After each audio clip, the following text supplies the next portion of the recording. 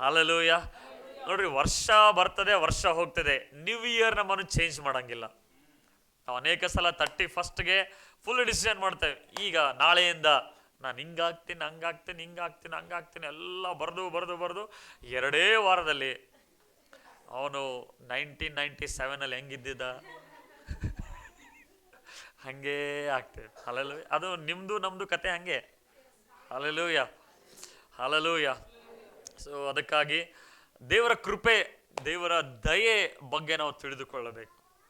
ದೇವರ ಕೃಪೆ ನಮ್ಮ ಮೇಲೆ ಎಷ್ಟು ಮಾಡಿದ್ದಾರೆ, ದೇವರ ಪ್ರೀತಿ ನಮ್ಮ ಮೇಲೆ ಎಷ್ಟು ಮಾಡಿದ್ದಾರೆ ಅನ್ನುವ ಸಂಗತಿಗಳು ನಮಗೆ ಗ್ರಹಿಸಿಕೊಳ್ಳುವಾಗ ನಮ್ಮ ಜೀವಿತದಲ್ಲಿ ಬದಲಾವಣೆ ಆಗಕ್ಕೆ ಪ್ರಾರಂಭ ಆಗ್ತದೆ. Hallelujah, hallelujah.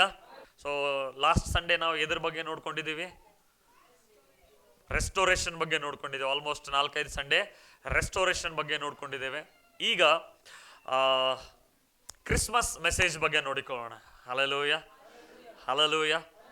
ಕೆಲವರಿಗೆ 25th ಅಂದರೆ ಕ್ರಿಸ್ಮಸ್ ಅವರಿಗೆ. ಹಲ್ಲೆಲೂಯ. ಕ್ರಿಸ್ ಅಂತಂದ್ರೆ ಕ್ರೈಸ್ಟ್, ಮಾಸ್ ಅಂತಂದ್ರೆ ಆರಾಧನೆ. ಮಾಸ್ ಅಂತಂದ್ರೆ ಏನು? ಆರಾಧನೆ. ಅಂದ್ರೆ ಕ್ರೈಸ್ಟ್ ಅಂತಂದ್ರೆ ಅದು ಕ್ರಿಸ್ತನ್, ಅಂದ್ರೆ ಕ್ರಿಸ್ತನನ್ನು ಆರಾಧಿಸುವುದೇ ಕ್ರಿಸ್ಮಸ್. ಸೊ ಬರೀ ನಾವು 25th ಆರಾಧನೆ ಮಾಡ್ಬೇಕಾ? ಬ್ರದರ್, ಡೈಲಿ ಮಾಡ್ಬೇಕಂದ್ರೆ. ಹಲ್ಲೆಲೂಯ. ಡೈಲಿ ಕ್ರಿಸ್ಮಸ್ ಅಂದ್ರೆ ಡೈಲಿ ಯೇಸುವನ್ನು ಆರಾಧಿಸುವುದು. ಹಲ್ಲೆಲೂಯ. ನಮ್ಮ ಕ್ರೈಸ್ತರಿಗೆ ಏನಂತಂದ್ರೆ ಎವ್ರಿ ಡೇ ಸ್ಪೆಷಲ್ ಇದ್ದಂಗೆ ಅವ್ರಿಗೆ. ಕೆಲವ್ರು ಕೇಳ್ತಾರೆ, ಈಗ ನಮ್ಮ ಮನೆಯಾಗ ಸರಿತಾ ಯಾವಾಗಾದ್ರೂ ಹೋಳಿ ಮಾಡಿದ್ರೆ ಇವಾಗ ಏನು ಸ್ಪೆಷಲ್ ಅದ, ನಾವು ಈ ಸ್ಪೆಷಲ್ ಅನ್ನಿಸ್ತಾ ಇತ್ತು, ಮಾಡ್ಕೊಂಡ್ವಿ ತಿಂದು. ಹಲ್ಲೆಲೂಯ. ಸೊ ವಿಶ್ವಾಸಿಗಳಿಗೆ ನೋಡ್ರಿ ಎಂಥ ಸೌಭಾಗ್ಯ ಅಂತಂದ್ರೆ, ಅವ್ರು ಯಾವಾಗ ಬೇಕು ಅವ್ರು ಸ್ಪೆಷಲ್ ಮಾಡ್ಕೋಬೋದು, ಯಾವಾಗ ಬೇಕು ಅವರಿಗೆ ಏನಂದ್ರೆ ಏನೋ ಪಾಪಡ್ ಗೀಪಡ್ ಕರ್ಕೊಂಡು ತಿನ್ಬೋದು, ಯಾವಾಗ ಏನು ಬೇಕಾದ್ ಮಾಡ್ಬೋದು ನಾವು. Hallelujah, hallelujah. 25th ಕಾಯಿಲೆ ಬೇಕಾಗಿಲ್ಲ ನೀವು ಸ್ಪೆಷಲ್ ಬಿರಿಯಾನಿ ಮಾಡೋದಕ್ಕಾಗಿ. ಎವ್ರಿ ಡೇ ಬಿರಿಯಾನಿ ಮಾಡ್ಬೋದು, ಎವ್ರಿ ಡೇ. ಹಲ್ಲೆಲೂಯ. ಎಲ್ಲ ಹಬ್ಬಗಳಿಂದ ದೇವರನ್ನು ಬಿಡುಗಡೆ ಮಾಡಿಬಿಟ್ಟಿದ್ದಾರೆ. ಹಲ್ಲೆಲೂಯ. ಅವಾಗ ಕ್ರಿಸ್ಮಸ್ ಕಿಂಗ್ ತೆಗಿತೀವ್ರದು ತೆಗೆದು ಯೋನ 3ನೇ ಅಧ್ಯಾಯ ಯಾವುದು? ಎಷ್ಟನೇ ವಚನ? ಮೆಸೇಜಿಗೆ ಅದರ ಮೇಲೇನೆ ಇರೋದು. ಹಲ್ಲೆಲೂಯ. ತೆಗಿರಿ, ಯೋನ ಬರೋ ಸುವಾರ್ತೆ 3ನೇ ಅಧ್ಯಾಯ 16ನೇ ವಚನ. ಹಲ್ಲೆಲೂಯ. ಎಷ್ಟು ಜನರಿಗೆ ವಚನ ಬಾಯಾಟಾಗಿ ಬರ್ತದೆ? ಕೈ ಎತ್ರಿ. ಜಾನ್ 3:16 ಎಷ್ಟು ಜನ ಬರ್ತದೆ? ಬಾಯಾಟಾಗಿ ಬರ್ತದಲ್ಲ. ಸಂಡೇ ಸ್ಕೂಲಲ್ಲಿ ಫಸ್ಟ್ ವಚನ ಕಲಿಸಿದ್ರೆ ಇದೆ, ದೇವರು ಲೋಕದ ಮೇಲೆ ಎಷ್ಟೋ ಪ್ರೀತಿಯನ್ನಿಟ್ಟು.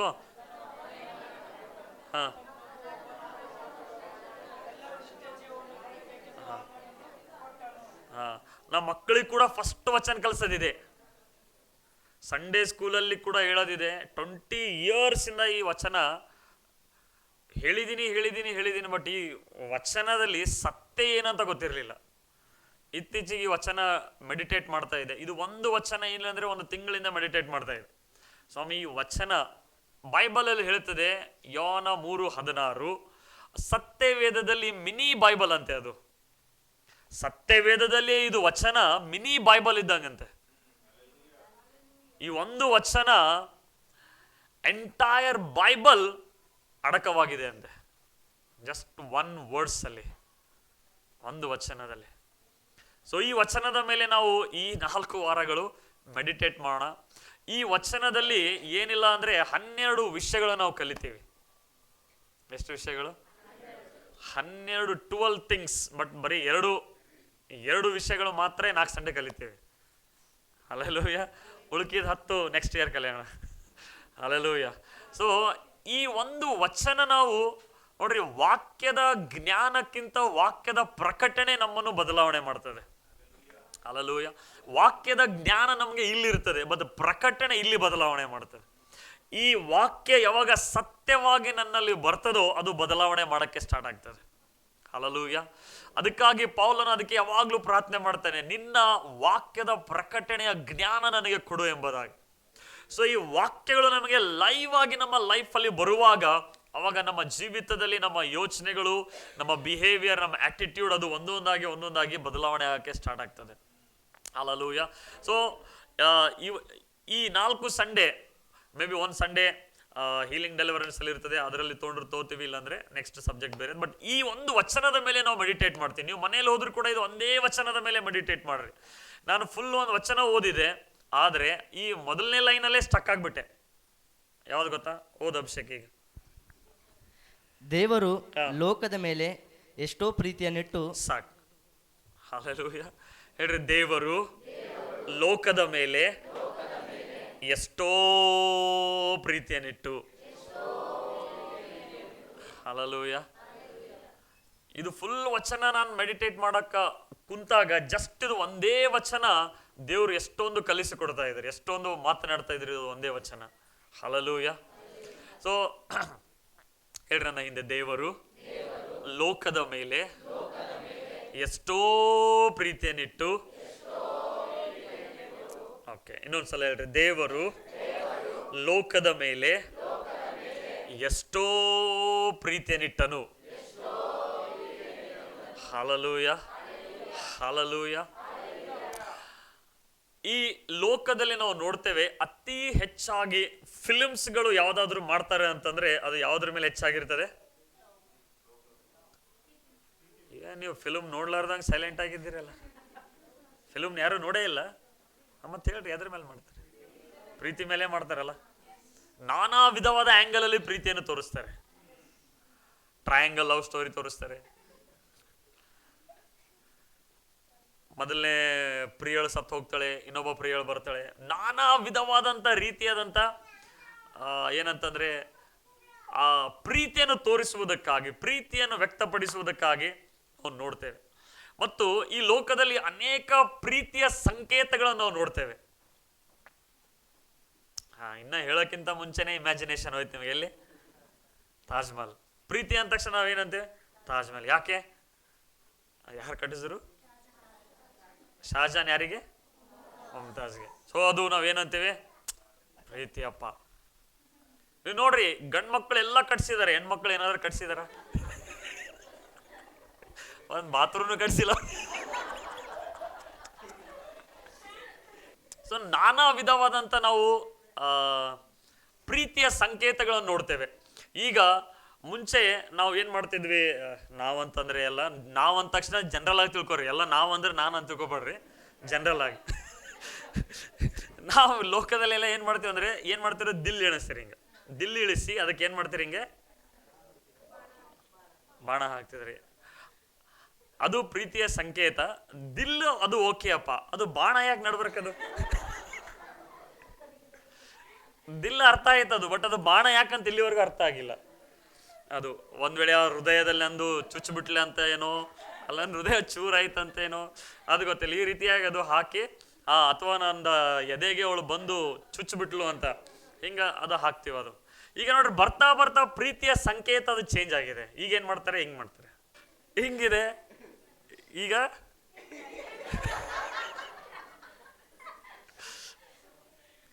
ಇದು ಸ್ಟಾರ್ಟಿಂಗ್ ನನಗೆ ಆಶ್ಚರ್ಯ ಐತಿದು. ಹಿಂಗಂದ್ರೆ ಇದು ಪ್ರೀತಿಯ ಸಂಕೇತ ಅಂತೆ. ನಾವೆಲ್ಲ ಹಿಂಗ ಹಿಂಗ ಹೊಡಿತೀವಿ. ಇದು ಏನಪ್ಪ ಹಿಂಗ ಇಟ್ಟೆ, ಇದು ನೋಡ್ರಿ, ಅದು ಮೊದಲು ಇಷ್ಟು ದೊಡ್ಡ ದಿಲ್ಲು, ಹಿಂಗೆ ಬಾಣ, ಅದು ಹೋಗಿ ಕಿಂಗ್ ಇಷ್ಟು ಬಂತೀಗ. ಈಗ ಇಟ್ಟು ಹೋಗಿ ಕಿಂಗ್ ಬಂತಿದ್ದು, ಇದು ಹೋಗಿ ಕಿಂಗ್ ಬರ್ತದೋ ಹೆಂಗ್ ಬರ್ತದ? ಇದು ಸೈನ್ ಅಂತೆ, ಕೋಡ್ ಅಂತೆ. ಇದು ಪ್ರೀತಿಯ ಕೋಡ್. ಇದು ಹಾಫ್ ಹಾರ್ಟ್. ಈಗ ಇನ್ನೊಂದು ರಾಹುಲ್ ಹೇಳೋದು ಹಾಫ್ ಹಾರ್ಟ್. ಎಷ್ಟು ಪ್ರೀತಿಯ ಸಂಕೇತ ತೋರ್ಸಕ್ಕೆ ಇದೆ. ತಂದೆ ತಾಯಿ ಹಾಗೆ ಯಾರು ಪ್ರೀತಿ ಮಾಡಂಗಿಲ್ಲ. ಗಂಡ ಹೆಂಡತಿ ಹಾಗೆ ಒಂದು ಗಂಡ ಹೆಂಡತಿಯರ ಮಧ್ಯದ ಒಂದು ಪ್ರೀತಿ ಇರ್ತದೆ. ಅಣ್ಣ ತಮ್ಮಂದರ ಮಧ್ಯದಲ್ಲಿ ಒಂದು ಪ್ರೀತಿ ಇರ್ತದೆ. ತಂದೆ ತಾಯಿಗಳು ಮಕ್ಕಳಿಗೆ ಮಾಡುವಂತ ಒಂದು ರೀತಿಯಾದ ಪ್ರೀತಿ ಇರ್ತದೆ. ಇದು ಎಲ್ಲದಕ್ಕಿಂತ ಮೀರಿ ಒಂದು ಪ್ರೀತಿ ಇದೆ, ಅದು ದೈವಿಕವಾದ ಪ್ರೀತಿ. ಅದಕ್ಕೆ ಅಗಾಪೆ ಲವ್ ಎಂಬುದಾಗಿ ಹೇಳ್ತೇವೆ. ಅದು ದೇವರ ಪ್ರೀತಿಯಾಗಿದೆ. Hallelujah, hallelujah. ಇವತ್ತು ನನ್ನಲ್ಲಿ ನಿನ್ನಲ್ಲಿ ಏನಾದರೂ ಸ್ವಲ್ಪ ಪ್ರೀತಿ ಇದೆ ಅಂತಂದ್ರೆ ಅದು ದೇವರು ಹಾಕಿರುವಂಥದ್ದು. ಇವತ್ತು ನನ್ನಲ್ಲಿ ನಿನ್ನಲ್ಲಿ ಏನಾದರೂ ಸ್ವಲ್ಪ ಕರುಣೆ ಇದೆ ಅಂತಂದ್ರೆ ಅದು ದೇವರು ಕೊಟ್ಟಿರುವಂಥದ್ದು. ಹಲ್ಲೆಲೂಯಾ. ಇವತ್ತು ನನ್ನಲ್ಲಿ ನಿನ್ನಲ್ಲಿ ಏನಾದರೂ ಒಂದು ದಯೆ ಬರ್ತದೆ ಹೃದಯದಲ್ಲಿ ಅಂತಂದ್ರೆ ಅದು ಆಕ್ಚುಲಿ ದೇವರು ಹಾಕಿರುವಂಥದ್ದು. ದೇವರ ನೇಚರ್ ಅದು. ಅದಕ್ಕೆ ಸತ್ಯವೇದದಲ್ಲಿ ಹೇಳ್ತದೆ, ಈ ಲೋಕದಲ್ಲಿ ಯಾರು ಯಾವುದು ಸ್ಟೋರಿ, ಎಷ್ಟೇ ಪ್ರೀತಿಯ ಸ್ಟೋರಿ ಬರೀಲಿ, ಆದರೆ ಗಾಡ್ ಸ್ಟೋರಿಗೆ ಅದು ಕಂಪೇರೇ ಇಲ್ಲ. ಹಲ್ಲೆಲೂಯಾ. ಗಾಡ್ಸ್ ಲವ್ ಸ್ಟೋರಿಗೆ ಕಂಪೇರೇ ಇಲ್ಲ. ಬಿಕಾಸ್ ದೇವರು, God is the greatest lover. Hallelujah. ಇವತ್ತಿನ ಮೆಸೇಜ್ ಟೈಟಲ್ ಇದೆ, God is the greatest lover. ದೇವರು, ಆತನು ದೊಡ್ಡ ಪ್ರೀತಿಸುವವನಾಗಿದ್ದಾನೆ. Is a greatest lover. Is a great statement ಅಲ್ಲಿ ಈ ಒಂದು ಯೋಹಾನ 3:16 ಅಧ್ಯಾಯದಲ್ಲಿ ತನ್ನ ಪ್ರೀತಿಯನ್ನು ಆತನು ವ್ಯಕ್ತಪಡಿಸ್ತಾ ಇದ್ದಾನೆ. ಹೆಂಗೆ ಅಂತಂದ್ರೆ, ದೇವರು ಲೋಕದ ಮೇಲೆ ಪ್ರೀತಿಯನ್ನು ಇಟ್ಟಿಲ್ಲ, ಎಷ್ಟೋ ಪ್ರೀತಿ ಅಂತೆ. ಹಲ್ಲೆಲೂಯಾ. ಎಷ್ಟೋ ಪ್ರೀತಿ ಅಂತಂದ್ರೆ ಅದಕ್ಕೆ ಆಕ್ಚುಲಿ ವಿ ಕೆನಾಟ್ ಮೆಜರ್, ಅದಕ್ಕೆ ಮೆಜರ್ ಮಾಡಕ್ಕೆ ಆಗಂಗಿಲ್ಲ. ಅದಕ್ಕೆ ಅಲ್ಲಿ ವರ್ಡ್ ಬರೆಯಲ್ಪಡ್ತಾ ಇದೆ, so much god loved so much. ಆತನು ಎಷ್ಟೊಂದು ಪ್ರೀತಿ ಮಾಡಿದ ಅಂತೆ. Hallelujah, hallelujah. ನಮ್ಮೆಲ್ರಿಗೂ ಒಂದಲ್ಲ ಒಂದು ಕ್ಷೇತ್ರದಲ್ಲಿ ನಾವು ಪ್ರೀತಿಯನ್ನು ಎಕ್ಸ್ಪೆಕ್ಟ್ ಮಾಡ್ತೇವೆ, ಹೌದಾ ಇಲ್ಲ? ನನ್ನನ್ನು ಪ್ರೀತಿಸ್ಬೇಕು ಯಾರಾದರೂ, ನನ್ನನ್ನು ಯಾರಾದರೂ ಇಷ್ಟಪಡಬೇಕು, ನನ್ನನ್ನು ಯಾರಾದರೂ ಅಕ್ಸೆಪ್ಟ್ ಮಾಡಿಕೊಳ್ಳಬೇಕು, ಎಲ್ಲೋ ಒಂದು ಕಡೆ ನಮ್ಮಲ್ಲಿ ಇರ್ತದೆ. ತಂದೆ ತಾಯಿ ನನ್ನನ್ನು ಪ್ರೀತಿಸಬೇಕು, ಅಥವಾ ಹೆಂಡತಿ ಗಂಡ ನನ್ನನ್ನು ಪ್ರೀತಿಸಬೇಕು, ಅಥವಾ ಗಂಡ ಹೆಂಡತಿ ನನ್ನನ್ನು ಪ್ರೀತಿಸಬೇಕು. ಈ ಪ್ರೀತಿ ಅನ್ನುವಂಥದ್ದು ಎಲ್ರಿಗೂ ಬೇಕು. ಹಲ್ಲೆಲೂಯಾ. ಎಲ್ರಿಗೂ ನೀಡಿರ್ತದೆ. ಆದರೆ ನಾವು ಏನು ಮಾಡ್ತೇವೆ ಅಂದರೆ, ನಮ್ಮ ರಿಲೇಶನ್ಶಿಪ್ ಅಲ್ಲಿ ಮೊದಲನೇದಾಗಿ ಹುಡುಕ್ತೇವೆ, ನಮ್ಮ ಸಂಬಂಧದಲ್ಲಿ ನಾವು ನೋಡ್ತೇವೆ ಆ ಪ್ರೀತಿಯನ್ನು. ಆದರೆ ದೇವರ ವಾಕ್ಯದಲ್ಲಿ ಹೇಳ್ತದೆ, ದೇವರು ನಮ್ಮನ್ನು ಎಷ್ಟೋ ಪ್ರೀತಿ ಮಾಡದಂತೆ. Hallelujah, hallelujah. ದೇವರಲ್ಲಿ ಪ್ರೀತಿ ಇಲ್ಲ, ದೇವರೇ ಪ್ರೀತಿಯಾಗಿದ್ದಾನೆ. Hallelujah, hallelujah. ದೇವರಲ್ಲಿ ಪರಲೋಕ ಇಲ್ಲ, ದೇವರೇ ಪರಲೋಕವಾಗಿದ್ದಾನೆ. ಹಲ್ಲೆಲೂಯಾ. ದೇವರಲ್ಲಿ ಪರಿಶುದ್ಧತೆ ಇಲ್ಲ, ದೇವರೇ ಪರಿಶುದ್ಧನಾಗಿದ್ದಾನೆ. ದೇವರಲ್ಲಿ ಸಮಾಧಾನ ಇಲ್ಲ, ದೇವರೇ ಸಮಾಧಾನದ ಕರ್ತನಾಗಿದ್ದಾನೆ. Hallelujah, hallelujah. ಅದಕ್ಕಾಗಿ ದೇವರು ಈ ಒಂದು ವಾಕ್ಯದಲ್ಲಿ ನೋಡ್ರಿ, ಯೋಹಾನನು ಆತನು ಯೇಸುವಿಗೆ ಅತಿ ಪ್ರಿಯ ಶಿಷ್ಯನಾಗಿದ್ದ. ಯೇಸುವಿಗೆ 12 ಮಂದಿ ಶಿಷ್ಯರಿದ್ರು. 12 ಮಂದಿ ಶಿಷ್ಯರಲ್ಲಿ 9 ಜನರದೊಂದು ಗುಂಪಿತ್ತು, 3 ಜನರದೊಂದು ಗುಂಪಿತ್ತು. ಆ 3 ಜನರಲ್ಲಿ ಯೋಹಾನನು ಅತಿ ಪ್ರಿಯ ಉಳ್ಳವನಾಗಿದ್ದಂತೆ. ಯೋಹಾನನು ಎಷ್ಟು ಹತ್ತಿರವಾಗಿದ್ದೇನೆ ಅಂತಂದ್ರೆ, ಯೇಸು ಸ್ವಾಮಿಯ ಎದೆಗೆ ಒರಗಿಕೊಂಡಿರ್ತಾನೆ ಅಂತ, ಅಷ್ಟು ಅಟ್ಯಾಚ್ ಆಗಿದ್ದ. ಪೇತ್ರ ಯೋಹಾನರು ಯಾವಾಗ್ಲೂ ಲೆಫ್ಟ್ ಟು ರೈಟ್ ಇದ್ದಂಗೆ ಜೀಸಸ್.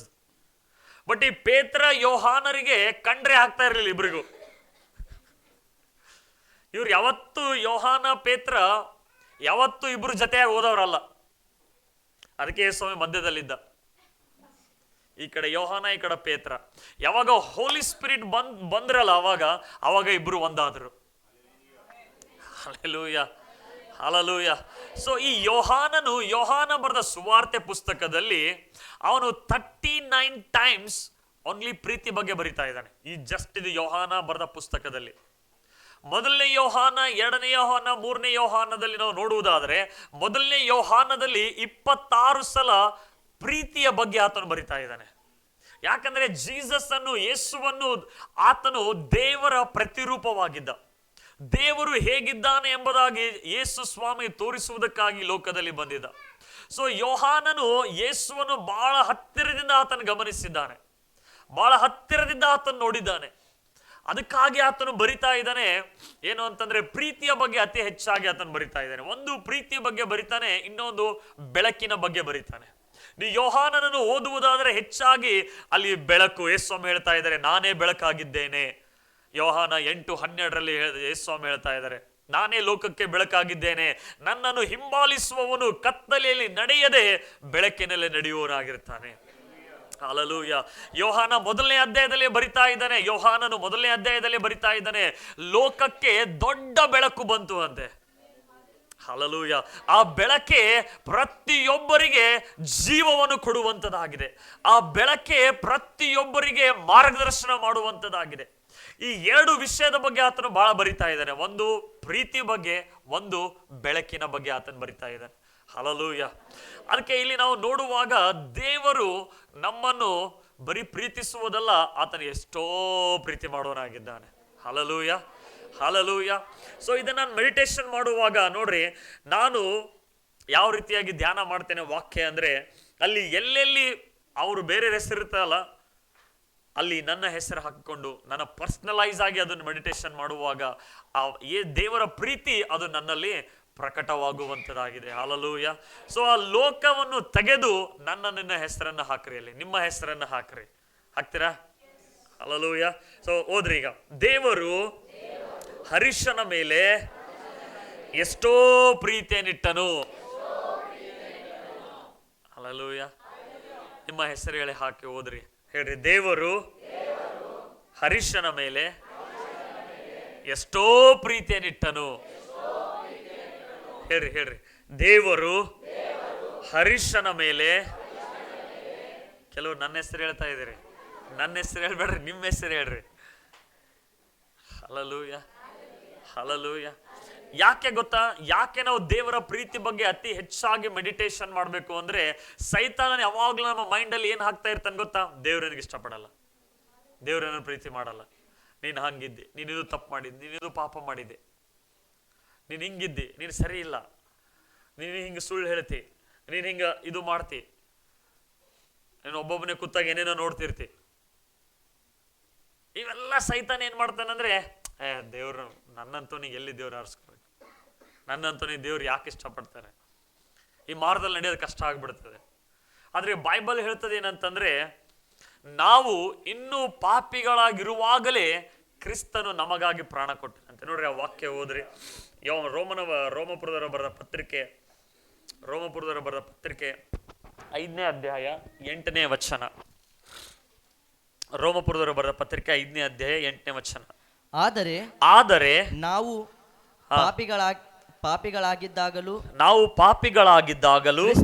ಕ್ರಿಸ್ತನು ನಮಗೋಸ್ಕರ ಪ್ರಾಣ ಕೊಟ್ಟದ್ದರಲ್ಲಿ ದೇವರು ನಮ್ಮ ಮೇಲೆ ತನಗಿರುವ ಪ್ರೀತಿಯನ್ನು ಸಿದ್ಧಾಂತಪಡಿಸಿದ್ದಾನೆ. Hallelujah, hallelujah.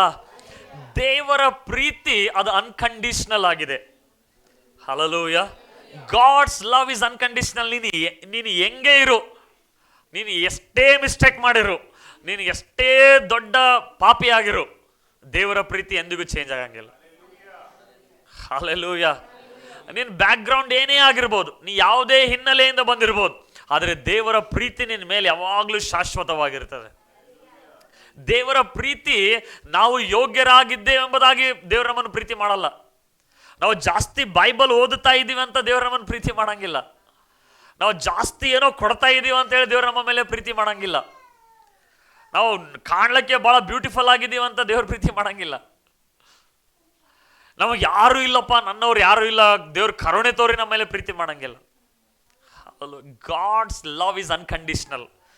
ಅನ್ಕಂಡೀಷನಲ್ ಅಂತಂದ್ರೆ ನೀನು ಏನೇ ಕಂಡೀಷನ್ ಇಲ್ಲ ನಿನ್ನ ದೇವ್ರ ಪ್ರೀತಿ ಮಾಡಕ್ಕೆ. ಹಲ್ಲೆಲೂಯಾ. ಮನುಷ್ಯರ ಪ್ರೀತಿ ಹೆಂಗಿರ್ತದೆ, ಅದು ಕಂಡೀಷನಲ್ ಇರ್ತದೆ. ಇರ್ತದ ಇಲ್ಲ? ನಾವೇ ಕಲಿಸ್ಬಿಡ್ತೀವಿ ಅದು ಕಂಡೀಷನ್. ಮಗ 80% ತೆಗ್ದಿ ಅಂದ್ರೆ ನಾನು ಸೈಕಲ್ ಕೊಡ್ತೀನಿ ನೋಡು. ಮಗ ನೀ ಫಸ್ಟ್ ರ್ಯಾಂಕ್ ಬಂದ್ರೆ ನಿನಗ ಪಲ್ಸರ್ ಗಾಡಿ ಕೊಡಿಸ್ತೀನಿ ನೋಡು. ನಾವೇ ಬೀಜ ಬಿದ್ದುತ್ತಾ ಇದೀವಿ. ಅದು ನೀನು ಫಸ್ಟರ ಬಾ, ಲಾಸ್ಟರ ಬಾ, ನಿನಗೆ ಏನ್ ಬೇಕು ನನಗೆ ಸಿಗ್ತದೆ. ಹಲ್ಲೆಲೂಯಾ. 80% ಬಂದಿದ್ದಕ್ಕೆ ನಿನಗೆ ಬೈಕ್ ಬೇಕಾಗಿಲ್ಲ.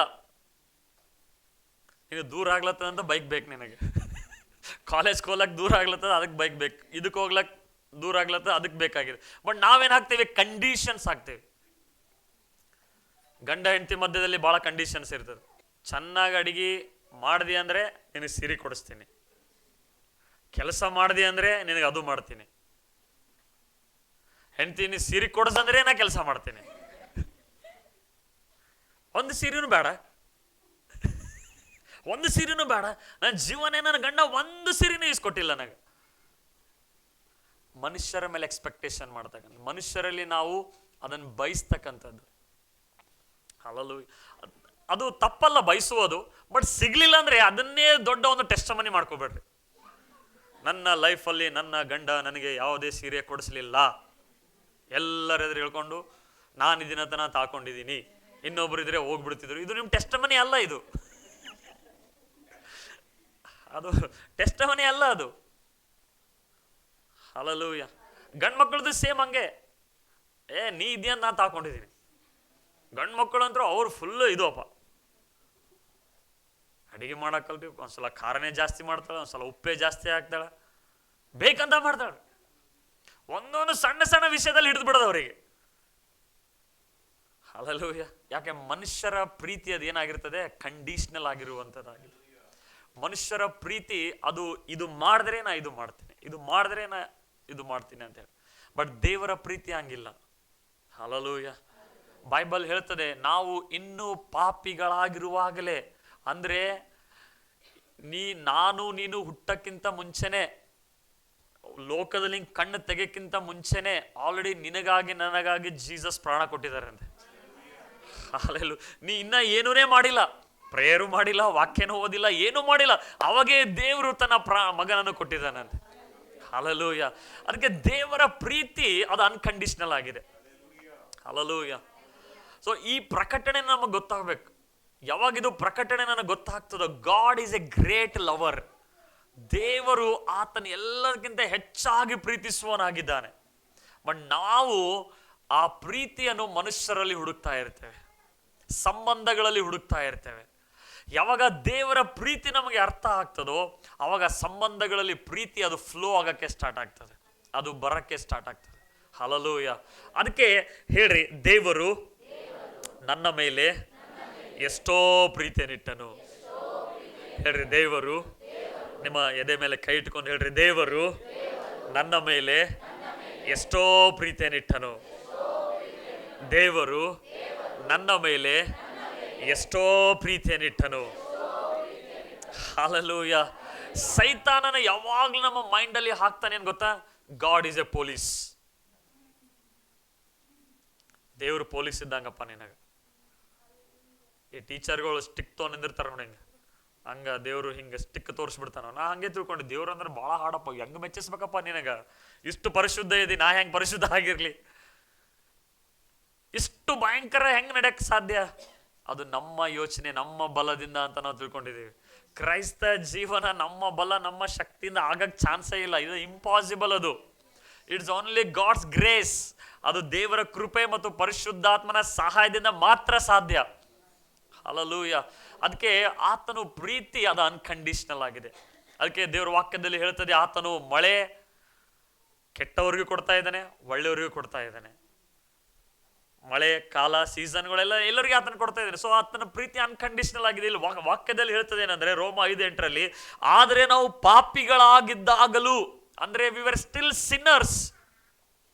ಅಂದ್ರೆ ಯಾವಾಗ ನೀ ಯೇಸುವ ನಂಬಿದೆಯೋ ನಿನ್ನ ಮೇಲೆ ಒಂದು ಟ್ಯಾಗ್ ಇತ್ತದು, ಏನ್ ಗೊತ್ತಾ? ಪಾಪಿ ಅಂತ ಹೇಳಿ. ಯಾವಾಗ ನೀನ್ ರಕ್ಷಣೆ ಹೊಂದಿದೆಯಲ್ಲ, ಆ ಪಾಪಿಯನ್ನ ಟ್ಯಾಗ್ ಏನ್ ಮಾಡಿದ್ರು? ಜೀಸಸ್ ತೆಗೆದ್ಬಿಟ್ಟು ಏನ್ ಹಾಕಿದ್ರು ಗೊತ್ತಾ? ಸೇಂಟ್. ಸೇಂಟ್ ಅಂತಂದ್ರೆ ನಾವು ಹೇಳ್ತೀವಲ್ಲ, ಈಗ ಬಿಷಾಪು, ರೆವರೆಂಡ್ ಅವ್ರು ಮಾತ್ರ ಅಲ್ಲ, ಎಲ್ಲ ವಿಶ್ವಾಸಿಗಳು ಬಿಷಾಪ್ ಆಗಿದ್ದಾರೆ, ಎಲ್ಲ ವಿಶ್ವಾಸಿಗಳು ರೆವರೆಂಡ್ ಆಗಿದ್ದಾರೆ. ಯಾಕೆ? ಜೀಸಸ್ ಆ ಟ್ಯಾಗ್ ಅನ್ನ ತೆಗೆದ್ಬಿಟ್ರು. ಇನ್ನು ನೀನು ಪಾಪಿ ಅಲ್ಲ, ನೀನು ಸಂತ ಎಂಬುದಾಗಿ. ಹಲ್ಲೆಲೂಯ. ಹಲ್ಲೆಲೂಯ. ಬಟ್ ನಮ್ಮ ಮೈಂಡ್ ಅಲ್ಲಿ ಏನು? ಸೈತಾನ ಏನಾಗ್ತಾ ಇರ್ತಾನೆ, ಓ ನೀನ್ ಇದು ಪಾಪ ಮಾಡಿದ್, ನೀನ್ ಇದು ಪಾಪ ಮಾಡಿದ, ಅದು ಪಾಪ ಮಾಡಿದೆ.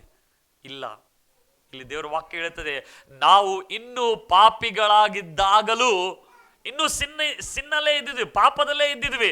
ಬೈಬಲ್ ಹೇಳ್ತದೆ, ಕ್ರಿಸ್ತನು ನನಗೋಸ್ಕರ ಪ್ರಾಣ ಕೊಟ್ಟದ್ದರಲ್ಲಿ ದೇವರು ನಮ್ಮ ಮೇಲೆ ತನಗಿರುವ ಪ್ರೀತಿಯನ್ನು ಸಿದ್ಧಾಂತಪಡಿಸಿದ್ದಾನೆ. ಹಲ್ಲೆಲೂಯ. ಹಲ್ಲೆಲೂಯ. ನೋಡ್ರಿ, ಪ್ರೀತಿ ಅದು love is not an emotion, it's a decision. ಪ್ರೀತಿ ಅಂದ್ರೆ ಒಂದು ಭಾವನೆ ಅಲ್ಲ, ಒಂದು ಫೀಲಿಂಗ್ಸ್ ಅಲ್ಲ.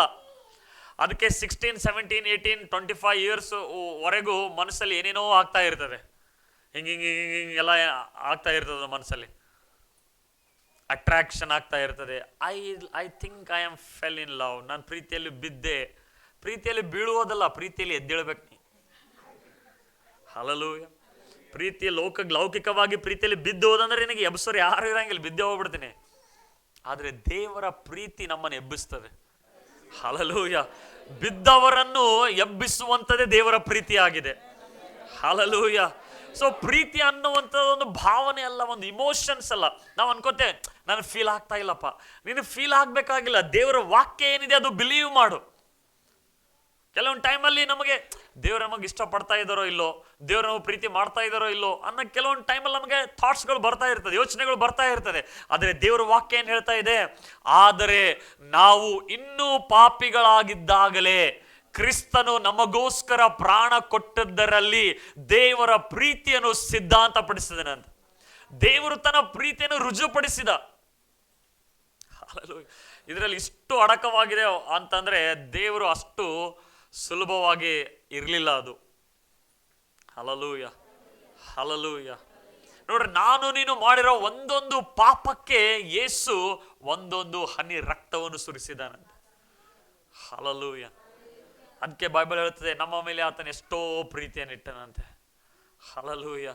ಇನ್ನು ನಾವು ಪಾಪಿಗಳಾಗಿರುವಾಗಲೇ ಬೈಬಲ್ ಸುಂದರವಾಗಿ ಒಂದು ಏನಂದ್ರೆ ಇಲುಸ್ಟ್ರೇಷನ್ ಇದೆ. ಹಳೆ ಒಡಂಬಡಿಕೆಯಲ್ಲಿ ನಾವು ನೋಡುವುದಾದ್ರೆ ಯಾವ ರೀತಿ ದೇವರು ನಮ್ಮನ್ನು ಪ್ರೀತಿಸ್ತಾರೆ ಅಂದರೆ, ಎಜಿಕೇಲ 16ನೇ ಅಧ್ಯಾಯ 1ರಿಂದ 5ನೇ ವಚನ. ಆ ಎಜಿಕೇಲ 16ನೇ ಅಧ್ಯಾಯದಲ್ಲಿ ನಾವು ಸಂಪೂರ್ಣವಾಗಿ ನೋಡುವುದಾದರೆ ಅಲ್ಲಿ ದೇವರು ತನ್ನ ಮಕ್ಕಳನ್ನು ಪ್ರೀತಿಸುವುದರ ಕುರಿತಾಗಿ, ಅವರನ್ನು ಹಿಂದಕ್ಕೆ ಕರೆಯುವುದರ ಕುರಿತಾಗಿ ಮಾತನಾಡ್ತಾ ಇದೆ. ಅದರಲ್ಲಿ ಮೊದಲನೆಯಿಂದ 5ನೇ ವಚನದವರೆಗೂ ನಾವು ನೋಡಿಕೊಳ್ಳೋಣ. ಎಜಿಕೇಲ್ 16ನೇ ಅಧ್ಯಾಯ 1ನೇ ವಚನದಿಂದ 5ನೇ ವಚನ. ನಿನ್ನ ಜನನವನ್ನು ಕುರಿತು ಏನು ಹೇಳಲಿ? ನೀನು ಹುಟ್ಟಿದ ದಿವಸದಲ್ಲಿ ಯಾರು ನಿನ್ನ ಹೊಕ್ಕಳು ಕೊಯ್ದು ಕಟ್ಟಲಿಲ್ಲ, ನಿನ್ನನ್ನು ನೀರಿನಿಂದ ತೊಳೆದು ಶುಚಿ ಮಾಡಲಿಲ್ಲ, ನಿನಗೆ ಉಪ್ಪನ್ನು ಸ್ವಲ್ಪವೂ ಸವರಲಿಲ್ಲ, ನಿನ್ನನ್ನು ಬಟ್ಟೆಯಲ್ಲಿ ಎಷ್ಟು ಮಾತ್ರವೂ ಸುತ್ತಲಿಲ್ಲ. ಇಲ್ಲಿ ಒಬ್ಬ ಜನ್ಮದ ಕುರಿತಾಗಿ ಮಾತನಾಡ್ತಾ ಇದೆ. ಏನಂದ್ರೆ, ನಾವು ಪಾಪದಲ್ಲಿದ್ದಾಗ ಆಕ್ಚುಲಿ ನಾವು ದೇವರಿಂದ ದೂರ ಹೋಗಿದ್ವಿ. ಪಾಪದಲ್ಲಿ ನಾವು ಸತ್ತವರಾಗಿದ್ದೀವಿ. ಈ ಕಡೆ ಗಮನ ಕೊಡ್ರಿ, ಈ ಕಡೆ ಕೊಡ್ರಿ. ಪಾಪದಲ್ಲಿ ಸತ್ತವರಾಗಿದ್ದೀವಿ. ಪಾಪದಲ್ಲಿ ಇದ್ದಾಗ ನಾವು ಅನಾಥರಾಗಿದ್ವಿ.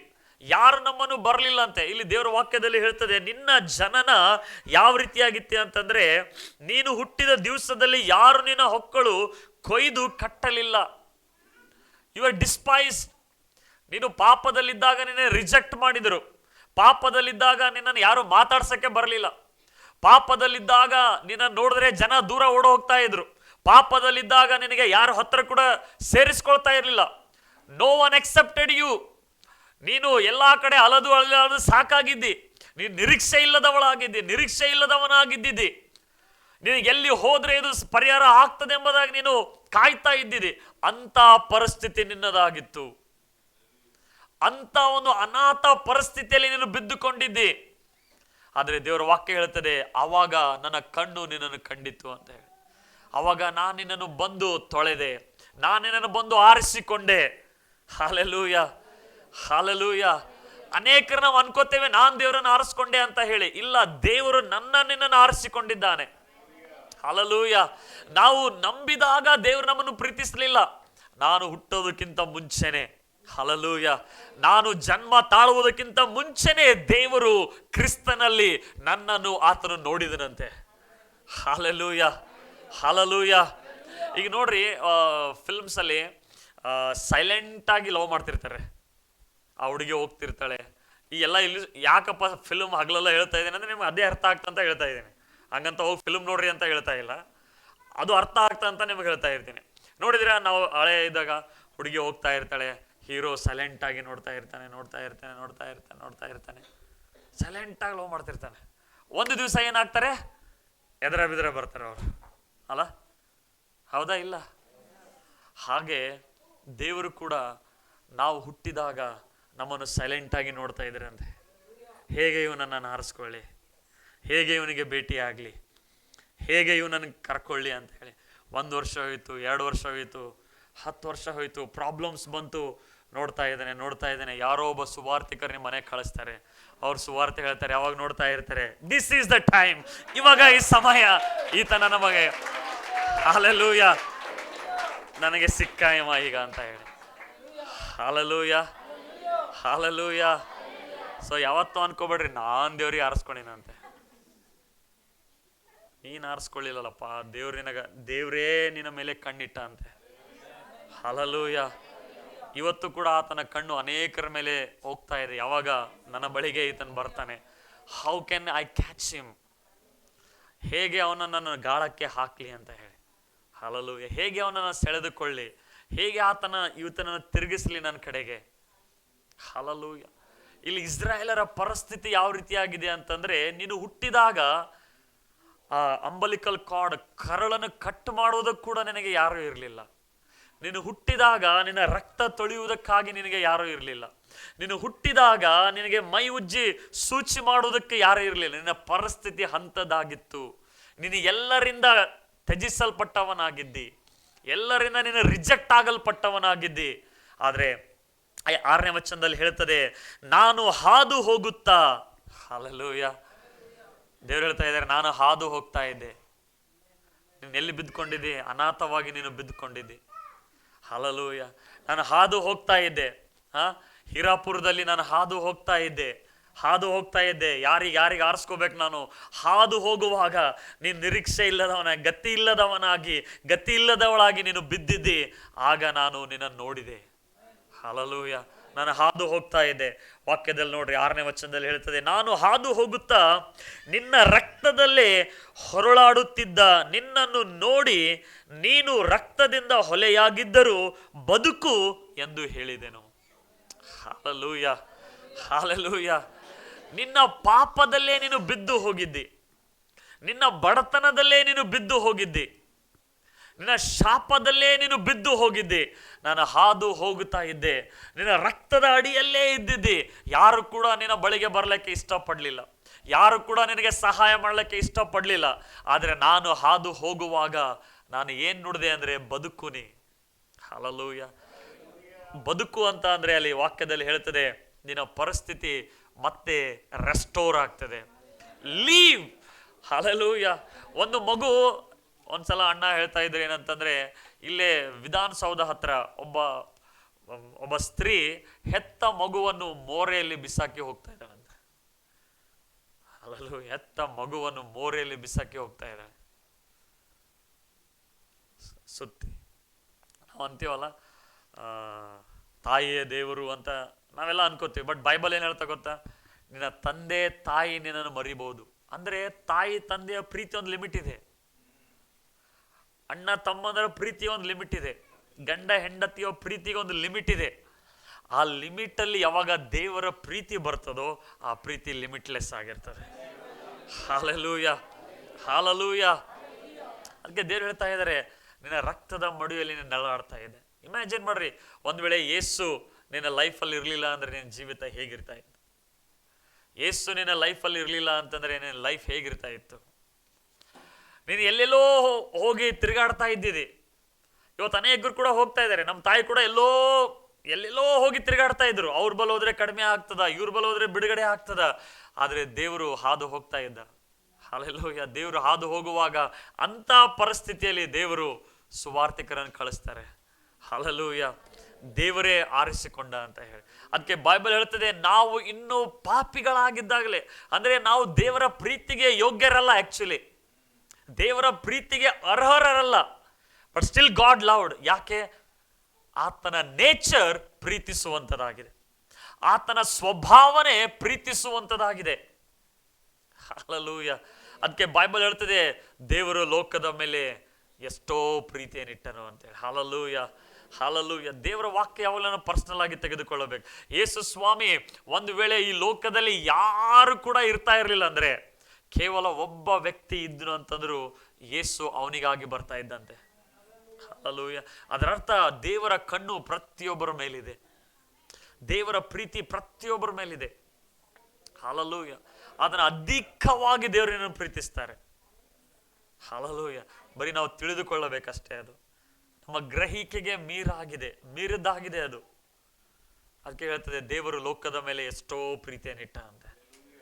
ಯೋಹಾನನ 1:14 ವಚನದಲ್ಲಿ ಹೇಳ್ತದೆ, ಆತನು ತನ್ನವರ ಬಳಿಗೆ ಬಂದ, ಆದರೆ ತನ್ನವರು ಆತನನ್ನು ಸ್ವೀಕಾರ ಮಾಡಲಿಲ್ಲ. ನೋಡಿ, ಯೋಹಾನ ಬರೆದ ಅಧ್ಯಾಯ 1ನೇ ಅಧ್ಯಾಯ 14ನೇ ವಚನದಲ್ಲಿ ಹೇಳ್ತದೆ. ಯೋಹಾನ ಬರೆದ ಸುವಾರ್ತೆ ಆ ವಾಕ್ಯವೆಂಬವನು ನರವತಾರ ಎತ್ತಿ ನಮ್ಮ ಮಧ್ಯದಲ್ಲಿ ವಾಸ ಮಾಡಿದನು. ನಾವು ಆತನ ಮಹಿಮೆಯನ್ನು ನೋಡಿದೆವು. ಆ ಮಹಿಮೆಯು ತಂದೆಯ ಬಳಿಯಿಂದ ಬಂದ ಒಬ್ಬನೇ ಮಗನಿಗೆ ಇರತಕ್ಕ ಮಹಿಮೆ. ಆತನು ಕೃಪೆಯಿಂದಲೂ ಸತ್ಯದಿಂದಲೂ ತುಂಬಿದವನಾಗಿದ್ದನು. ಓಕೆ, 10ನೇ ವಚನ. ಆತನು ಲೋಕದಲ್ಲಿ ಇದ್ದನು ಮತ್ತು ಲೋಕವು ಆತನ ಮೂಲಕವಾಗಿ ಉಂಟಾಯಿತು.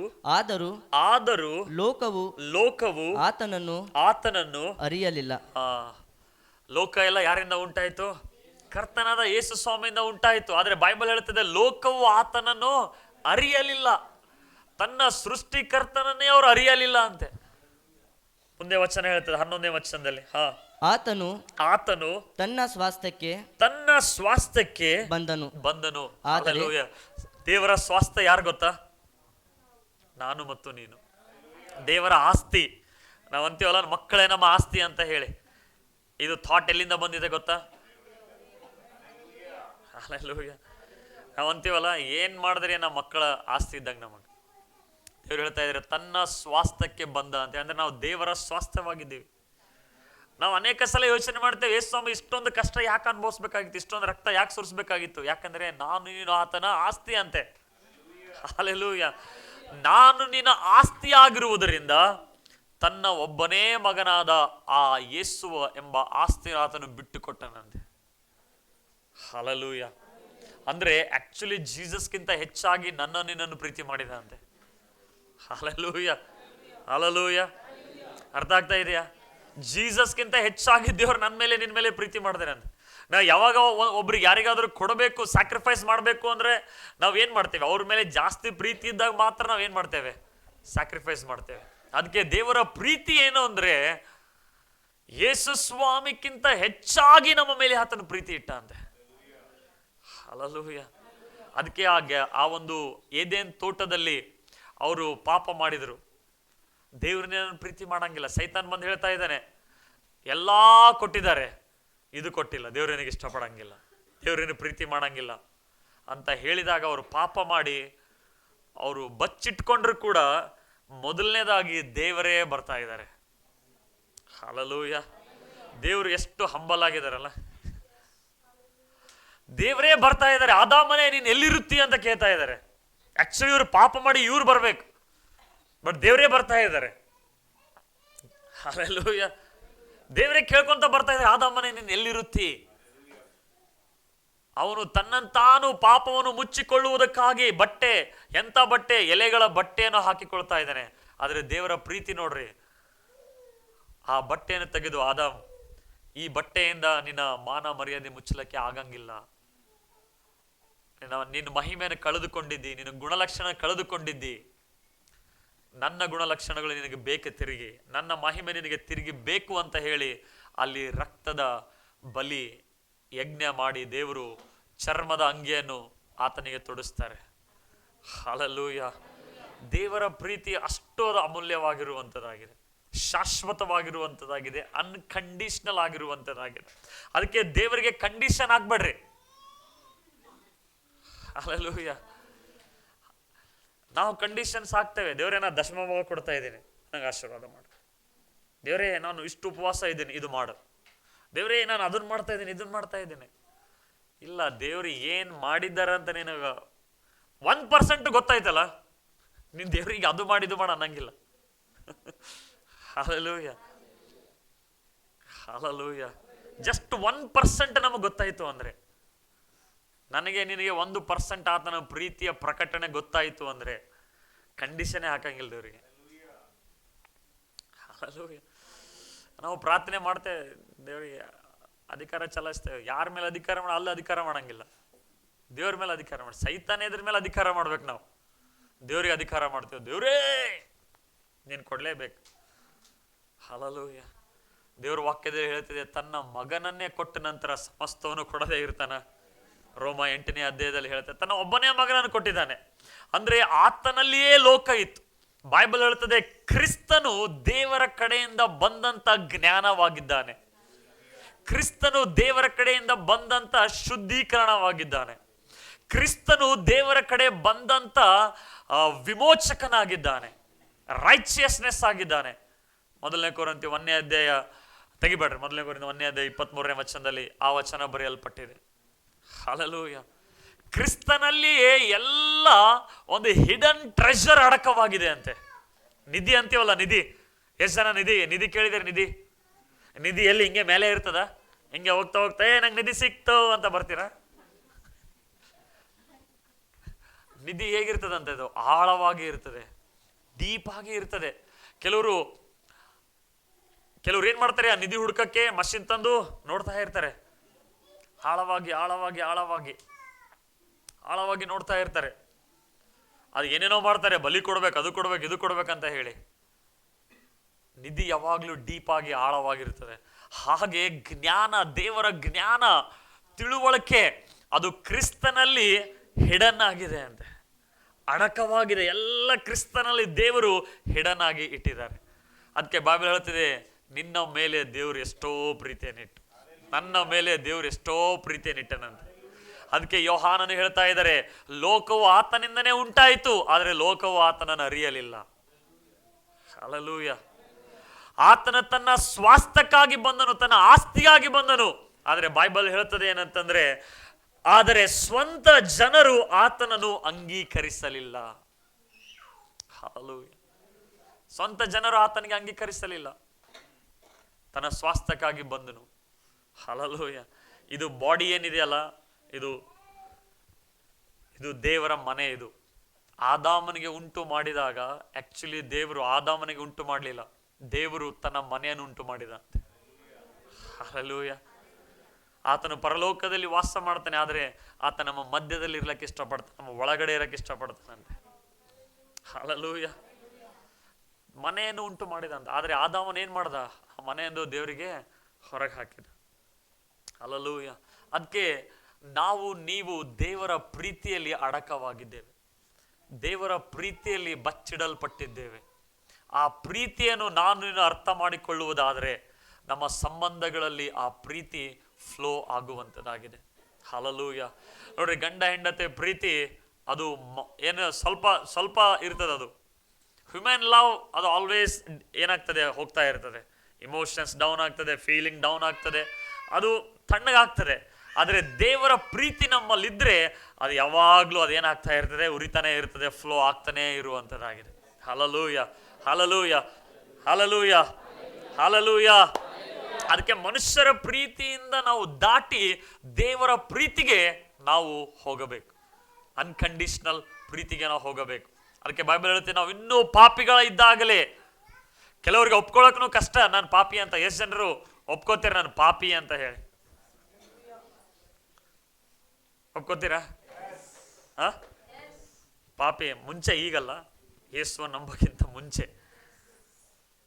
ನೋಡ್ರಿ, ಕೆಲವರಿಗೆ ಕಷ್ಟ ಆಗ್ಬಿಡ್ತದೆ. ನಾನು ಯಾಕೆ ಪಾಪ, ನಾ ಏನು ಪಾಪ ಮಾಡಿಲ್ಲಲ್ಲ, ನಾ ಏನು ತಪ್ಪು ಮಾಡೀನಿ. ನೋಡ್ರಿ ವಚನ ನೋಡ್ರಿ, ತೀತ 3ನೇ ಅಧ್ಯಾಯ, ತೀತನ ಬರೆದ ಪತ್ರಿಕೆ 3ನೇ ಅಧ್ಯಾಯ 3ರಿಂದ 5ನೇ ವಚನ. ತೀತನ ಬರೆದ ಪತ್ರಿಕೆ 3ನೇ ಅಧ್ಯಾಯ 3ರಿಂದ 5ನೇ ವಚನ. ನಾವು ಸಹ ಮೊದಲು ಅವಿವೇಕಿಗಳು. ನಾವು ಅಂತ ತೆಗೆದು ನಾನು ಅಂತ ಆಗ್ಬಿಡಪ್ಪ. ನಾನು ಸಹ ಮೊದಲು ಅವಿವೇಕಿ, ಅವಿಧೇಯ, ಮೋಸ ಹೋದವನು. ನಂಬ್ತೀರಾ? ಹಲ್ಲೆಲೂಯಾ. ಅವಿವೇಕಿಗಳಾಗಿದ್ವಿ ನಾವು, ಮೋಸ ಹೋದರವಾಗಿದ್ವಿ, ಅವಿಧೇಯರಾಗಿದ್ವಿ. ಬಟ್ ನಾವೇನಂತೀವಿ? ನನ್ನಷ್ಟು ಜ್ಞಾನವಂತರು ಯಾರಿಲ್ಲ. ನಾವಂತ ನನಗೆಲ್ಲ ಗೊತ್ತು, ನನಗೆ ಗೊತ್ತು, ಅವ್ರದ್ದೆಲ್ಲ ಗೊತ್ತು. ಹೆಂಗ ಫೈಲ್ 1 ಫೈಲ್ 2 ಎಲ್ಲ ಗೊತ್ತು ನನಗೆ. ಎಲ್ಲ ಗೊತ್ತಂದ್ರೆ ನೀ ದೇವ್ರಾಗ್ಬಿಡ್ತಿ. ದೇವ್ರಾಗಕ್ಕೆ ಹೋದಿ ಅಂದ್ರೆ ಸೈತಾನಿಗೆ ಹೆಂಗ ದೇವ್ರು ದಬ್ಬದೂರೋ ಹಂಗ ದಬ್ಬಿಡ್ತಾರೆ. ಹಲ್ಲೆಲೂಯಾ. ನನಗೆ ನಿನಗೆ ಎಲ್ಲ ಗೊತ್ತಿಲ್ಲ. ಹಲ್ಲೆಲೂಯಾ. ಹೇಳ್ರಿ, ನನಗೆ ನಿನಗೆ ಎಲ್ಲ ಗೊತ್ತಿಲ್ಲ. Hallelujah, hallelujah. We are learning. ನಾವು ಕಲ್ತ್ಕೊಳ್ತಾ ಇದ್ದೀವಿ. ಒಂದೊಂದು ಕ್ಷೇತ್ರದಲ್ಲಿ ನಮಗೆ ಸ್ವಲ್ಪ ಸ್ವಲ್ಪ ಗೊತ್ತಿದೆ, ಬಟ್ ಎಲ್ಲ ಗೊತ್ತಿಲ್ಲ. ಹಲ್ಲೆಲೂಯಾ. ಈ ಸ್ವಲ್ಪ ಗೊತ್ತಿದ್ದೇ ನಾವು ಹೆಂಗೆ ಮಾಡ್ತೀವಿ ಅಂದರೆ ನಾನೇ ಸೈಂಟಿಸ್ಟು, ನಾನೇ ಟ್ರೆಷರರು, ನಾನೇ ಏನೇನು ಪೊಸಿಷನ್ ಅವೆಲ್ಲ ಇಮ್ಯಾಜಿನ್ ಮಾಡ್ತೀವಿ. ಅದಕ್ಕೆ ಪೌಲ್ ಹೇಳ್ತಾನೆ, ನಿಮ್ಮನ್ನು ನೀವೇ do not think highly of your self. So ಪೌಲನು ಬರಿತಾ ಇದ್ದಾನೆ ತೀತನಿಗೆ ಏನಂದ್ರೆ, ನಾವು ಅಂತಂದ್ರೆ ಪೌಲನ್ ಹಿಡ್ಕೊಂಡು ಹೇಳ್ತಾ ಇದ್ದಾನೆ. ಪೌಲನ್ ಎಂತನ್ ಗೊತ್ತಾ, ಈ ಹಳೆ ಒಡಂಬಡಿಕೆಯನ್ನು ಅರಿದು ಕುಡ್ದವನವನು, ಒಂದೊಂದು ವಾಕ್ಯ ಬಿಡ್ಲಾರ್ದಂಗೆ ಹೇಳೋನವನು. ಅಂತವನು ಹೇಳ್ತಾ ಇದ್ದಾನೆ, ನಾನು ಅವಿವೇಕಿ ಆಗಿದ್ದೆ ಅಂತ. ಪೌಲನು ಒಂದು ವೇಳೆ ಈ ಟೈಮ್ನಾಗ ಇದ್ದರೆ ಅವನು ಎಲೋನ್ ಮಸ್ಕ್ ಅವಂದು ಲೆವೆಲ್ಗೆ ನಾಲೆಜ್ ಅವಂದು ಪೌಲಂದು. ಎಲೋನ್ ಮಸ್ಕ್ ಯಾವ ಕ್ಷೇತ್ರದಲ್ಲಿ ಹಾಕಿದ್ರು ಅವ್ನು ಸಕ್ಸಸ್ ಆಗ್ತಾ ಇದ್ದಾನಲ್ಲ, ಹಂಗ ಪೌಲ್ ಇದ್ದಾನ ಅವನು. ಅಂತವನು ಹೇಳ್ತಾ ಇದ್ದಾನೆ ಏನ್ ಗೊತ್ತಾ, ನಾನೂ ಸಹ ಏನಾಗಿದ್ದಂತೆ, ಅವಿವೇಕಿ ಆಗಿದ್ದೆ, ಅವಿಧಿಯನಾಗಿದ್ದೆ, ಮೋಸ ಹೋದವನಾಗಿದ್ದೆ. ಹಲ್ಲೆಲೂಯಾ. ನಾವೆಲ್ಲರೂ ಒಂದಿಲ್ಲ ಒಂದು ಕ್ಷೇತ್ರದಲ್ಲಿ ಮೋಸ ಹೋಗಿದ್ದೇವೆ. ಮೋಸ ಹೋಗಿಲ್ಲ ಅಂತ ಅನ್ನುವರು ಅದೇ ಮೊದಲನೇ ಮೋಸದಲ್ಲಿ ಇದ್ದೀರಿ. ನಾನು ಮೋಸ ಹೋಗಿಲ್ಲ ಅನ್ಕೊಳ್ಳುವವರೇ ಮೋಸ ಹೋದವರು. ಹಲ್ಲೆಲೂಯಾ. ಪೌಲ್ ಹೇಳ್ತಾ ಇದ್ದೆ, ನಾನು ಮೋಸ ಹೋಗಿದ್ದೆ ಅಪ್ಪ, ಇಂತಹ ಒಂದು ಜ್ಞಾನ ಇತ್ತು ನನಗೆ, ಬಟ್ ನಾನು ಮೋಸ ಹೋಗಿದೆ, ಅದ್ರ ಗೊತ್ತಿರಲಿಲ್ಲ ನನಗೆ ಅದು. ಪೌಲ್ ಹೇಳ್ತಾ ಇದ್ದಾನೆ, ನಾವು ಸಹ ಮೊದಲು ಈಗಲ್ಲ, ಈಗ ಯಾರು ಮೋಸ ಹೋಗೋದು ಕಡಿಮೆ, ಆದ್ರೂ ಕೂಡ ಈಗ ನೋಡ್ರಿ ಮೋಸ ಎಷ್ಟು ಹೆಚ್ಚಾಗ್ತಾ ಇದೆ, ಮೋಸತನ ಹೆಚ್ಚಾಗ್ತಾ ಇದೆ. ಯೇಸು ಸ್ವಾಮಿ ಕೂಡ ಹೇಳಿದ್ದಾರೆ, ಕೊನೆ ದಿವಸದಲ್ಲಿ ಮೋಸವು ಹೆಚ್ಚಾಗ್ತದೆ, ಪ್ರತಿಯೊಂದರಲ್ಲಿ ಮೋಸ ಹೆಚ್ಚಾಗ್ತದೆ. ನಮ್ಮನ್ನು ಕಾಪಾಡುವಂಥದ್ದು ದೇವರ ವಾಕ್ಯ ಮಾತ್ರ. ಹಲ್ಲೆಲೂಯಾ. ದೇವರ ಆತ್ಮನು, ದೇವರ ಜ್ಞಾನ ಮಾತ್ರ ನಮ್ಮನ್ನು ಕಾಪಾಡುವಂಥದ್ದಾಗಿದೆ. ಅದಕ್ಕೆ ಪೌಲ್ ಹೇಳ್ತಾನೆ, ನಾನು ಮೊದಲು ಅವಿವೇಕಿ ಆಗಿದ್ದೆ. ಎಂಥ ಸ್ಟೂಡೆಂಟ್ ಆಗಿದ್ದ ಅಂದ್ರೆ ಪೌಲನು, ಆ ದಿನಗಳಲ್ಲಿ ಗಮಲಿಯಲ್, ಅವನ ಹೆಸರು ಹೇಳಕ್ಕೂ ಬರಂಗಿಲ್ಲ, ಕೆಲವೊಂದು ಬೈಬಲ್ ಉಚ್ಚಾರಣೆ ಬರಂಗಿಲ್ಲ, ಅವನ ಕೆಳಗಡೆ ಓದಿದವರಿಗೆ ದೊಡ್ಡ ಹೆಸರು ಆಕ್ಸ್ಫರ್ಡ್ ಯೂನಿವರ್ಸಿಟಿ. ಎಲ್ಲಿ ಹೋದೇನ? ಆಕ್ಸ್ಫರ್ಡ್ ಅಲ್ಲಿ ಓದೇನಂತ ಹೇಳಿ. ಏನಂತಾರೆ, ಅವ ಏನೇ ಓದಿರ್ಲಿ ಅವನಿಗೆ ಬರ್ತದೋ ಬಿಡ್ತದೋ ಗೊತ್ತಿಲ್ಲ, ಬಟ್ ಎಲ್ಲಿ ಓದೇನವ? ಹಂಗೆ ಹೇಳ್ತೀವಲ್ಲ, ಈಗ ನಾವು ಮಕ್ಕಳಿಗೆ ಸ್ಕೂಲಿಗೆ ಹಚ್ಚಿಸ್ಬೇಕಂದ್ರೂ ಆ ಹೆಸರು ನೋಡ್ತೀವಿ. ಯಾವ ಸ್ಕೂಲಿಗೆ ಹೋಲತ್ತಾನಂದ್ರೆ ಹೆಮ್ಮೆ ಇವರಿಗೆ, ಅವನಿಗೆ ಒಂದು ಅಕ್ಷರ ಬರ್ತದೋ ಬಿಡ್ತದೋ ಗೊತ್ತಿಲ್ಲ. ಹಂಗ ಪೌಲನು ಅಂತ ಯೂನಿವರ್ಸಿಟಿಯಲ್ಲಿ ಕಲ್ತಿದ್ದ. ಅವನು ಹೇಳ್ತಾ ಇದ್ದೆ, ನಾನು ಮೊದಲು ಅವಿವೇಕಿ ಆಗಿದ್ದಪ್ಪ, ನಾನು ಹಿಂಗೆ ತಿಳ್ಕೊಂಡಿದ್ದೆ ನಾನು ಏನೋ ಅಂತ ಹೇಳಿ. ಹಲ್ಲೆಲೂಯಾ. ಸೊ ಸ್ಕೂಲಿಗೆ ಹಾಕ್ರಿ, ಒಳ್ಳೆ ಸ್ಕೂಲಿಗೆ ತಪ್ಪಲ್ಲ, ಹಾಕ್ರಿ, ಅದ್ರ ಜೊತೆಗೆ ಅವ್ರು ಹಂಗೆ ಇರಬೇಕು. ಅವ್ರಿಗೆ ಓದೋದು ಹೇಳ್ರಿ ಅಂದ್ರೆ ಇವತ್ತು yellow day, green day, blue day. ಸ್ಕೂಲಿಗೆ ಬಂದ್ರೆ ಅಂದ್ರೆ ಸಾಕು, ಅವರಿಗೆ ಫುಲ್ ಹಿಂಗೆ ಹಾರಲ್ಲಿಂದ ಸ್ವಾಗತ ಮಾಡ್ತಾರ. ಇವ್ ಯುದ್ಧ ಆಡಕ್ಕೆ ಬರ್ಲತ್ತರೇನು, ಹಿಂಗೆ ಟೀಚರ್ಗಳೆಲ್ಲ ಹಾರ ಹಾಕಿ ಸ್ವಾಗತ ಮಾಡ್ತಿದ್ರು ಮಕ್ಕಳಿಗೆ. ಎಷ್ಟು ಕಂಫರ್ಟೇಬಲ್ ಬಾ. ಅವಾಗ ನಾವು ಸ್ಕೂಲಿಗೆ ಹೋಗ್ಲಿಲ್ಲ ಅಂದ್ರೆ ಚಡ್ಡಿ ಹೇಳ್ಕೊಂಡು ಹೊಡೆದು ನಡಿ ಮಗನೇ ಚಡ್ಡಿ ಹರಿದ್ರೆ ಬಿಡ್ತಿರ್ಲಿಲ್ಲ. ಇವಾಗ ರಂಸಿ ಇಲ್ಲ ಬಿಟ್ಟು ಹಿಂಗ ಹೇಳಿ ಅವ್ರಿಗೆ ಚಾಕ್ಲೇಟ್ ಕೊಟ್ಟು ಅದಕ್ಕೆ ಹಾರ ಹಾಕಿ ಅವ್ರಿಗೆ ಸ್ವಾಗತ ಮಾಡೋದು. ಹಲ್ಲೆಲೂಯಾ. ಅಂತ ಪೌಲನ್ ಹೇಳ್ತಾ ಇದ್ದಾನೆ, ನಾನು ಸಹ ಮೊದಲೇನಾಗಿದ್ದೆ, ಹಲ್ಲೆಲೂಯಾ, ಅವಿವೇಕಿ ಆಗಿದ್ದೆ, ಮೋಸ ಹೋದವನಾಗಿದ್ದೆ. ನೋಡ್ರಿ ಕಂಟಿನ್ಯೂ ವಚನ, ನಾನಾ ವಿಧವಾದ ದುರಾಶೆಗಳಿಗೆ ಮತ್ತು ಭೋಗಗಳಿಗೆ ಅಧೀನರು, ಕೆಟ್ಟತನ. ಈ ವರ್ಡ್ ಹೇಳಿ ಬೇಡ ಅಂತ ಹೆದರಿಕೆ ಆಗ್ತಾ ಇದೆ. ಏನು? ಹೊಟ್ಟೆ ಕಿಚ್ಚು. ಯಾರ ಹತ್ರ ಹೊಟ್ಟೆ ಕಿಚ್ಚಲ್ಲ ಹೇಳ್ರಿ? ಇಲ್ಲ, ನಿಮ್ಮ ಹತ್ರ ಮೋಸ ಹೋಗ್ಬೇಡ್ರಿ. ನೀ ಮನುಷ್ಯ ಅಂದ್ಬಳಕ್ ನಿನ್ನಲ್ಲಿ ಎಲ್ಲ ಒಳಗಡೆ ಇದಾವ. ಹೊಟ್ಟೆ ಕಿಚ್ಚಿದೆ, ಅದು ಅವಾಗವಾಗ ಹಿಂಗೆ ಬರ್ತದೆ ಅಷ್ಟೇ. ಅದು ಟೈಮ್ ಬಂತು ಅಂದ್ರೆ ಹಿಂಗೆ ಪಾಪ್ ಮಾಡಿ ಮತ್ತೆ ಹೋಗ್ಬಿಡ್ತದೆ. ಪೌಲ್ ಹೇಳ್ತಾ ಇದ್ದಾನೆ, ನಾನು ಹೊಟ್ಟೆ ಕಿಚ್ಚಲ್ಲಿದ್ದೆ, ಕೆಟ್ಟತನದಲ್ಲಿದ್ದೆ, ದುರಾಶೆ. ಅವ ಏನು ಹೋಗಿ ವ್ಯಭಿಚಾರ ಮಾಡಿಲ್ಲ ಪೌಲ, ಪಾಪ ಮಾಡಿಲ್ಲ ಪೌಲನು. ಬಟ್ ಹೇಳ್ತಾ ಇದ್ದಾನೆ ಅವನು, ಏನ್ ಗೊತ್ತಾ, ನಾನು ಅಂಥವನಾಗಿದ್ದೆ.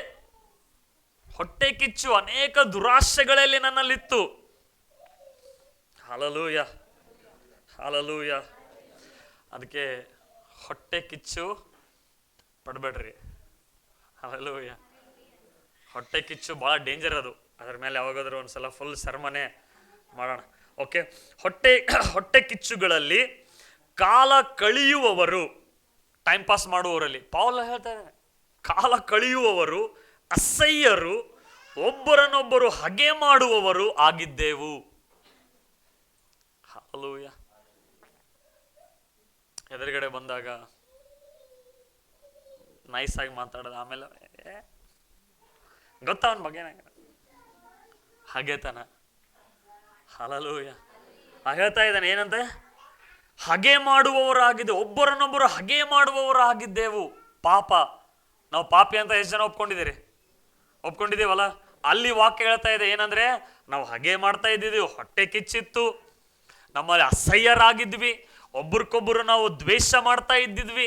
ಇಂತಹ ಪಾಪದಲ್ಲಿ ನಾವು ಜೀವಿಸ್ತಾ ಇರುವಾಗ, ಹಲ್ಲೂಯ, 4ನೇ ವಚನದಲ್ಲಿ ಹೇಳ್ತಿದೆ ಆದರೆ, ಎಲ್ರು ಹೇಳ್ರಿ ಆದರೆ, ಹಲ್ಲೂಯ.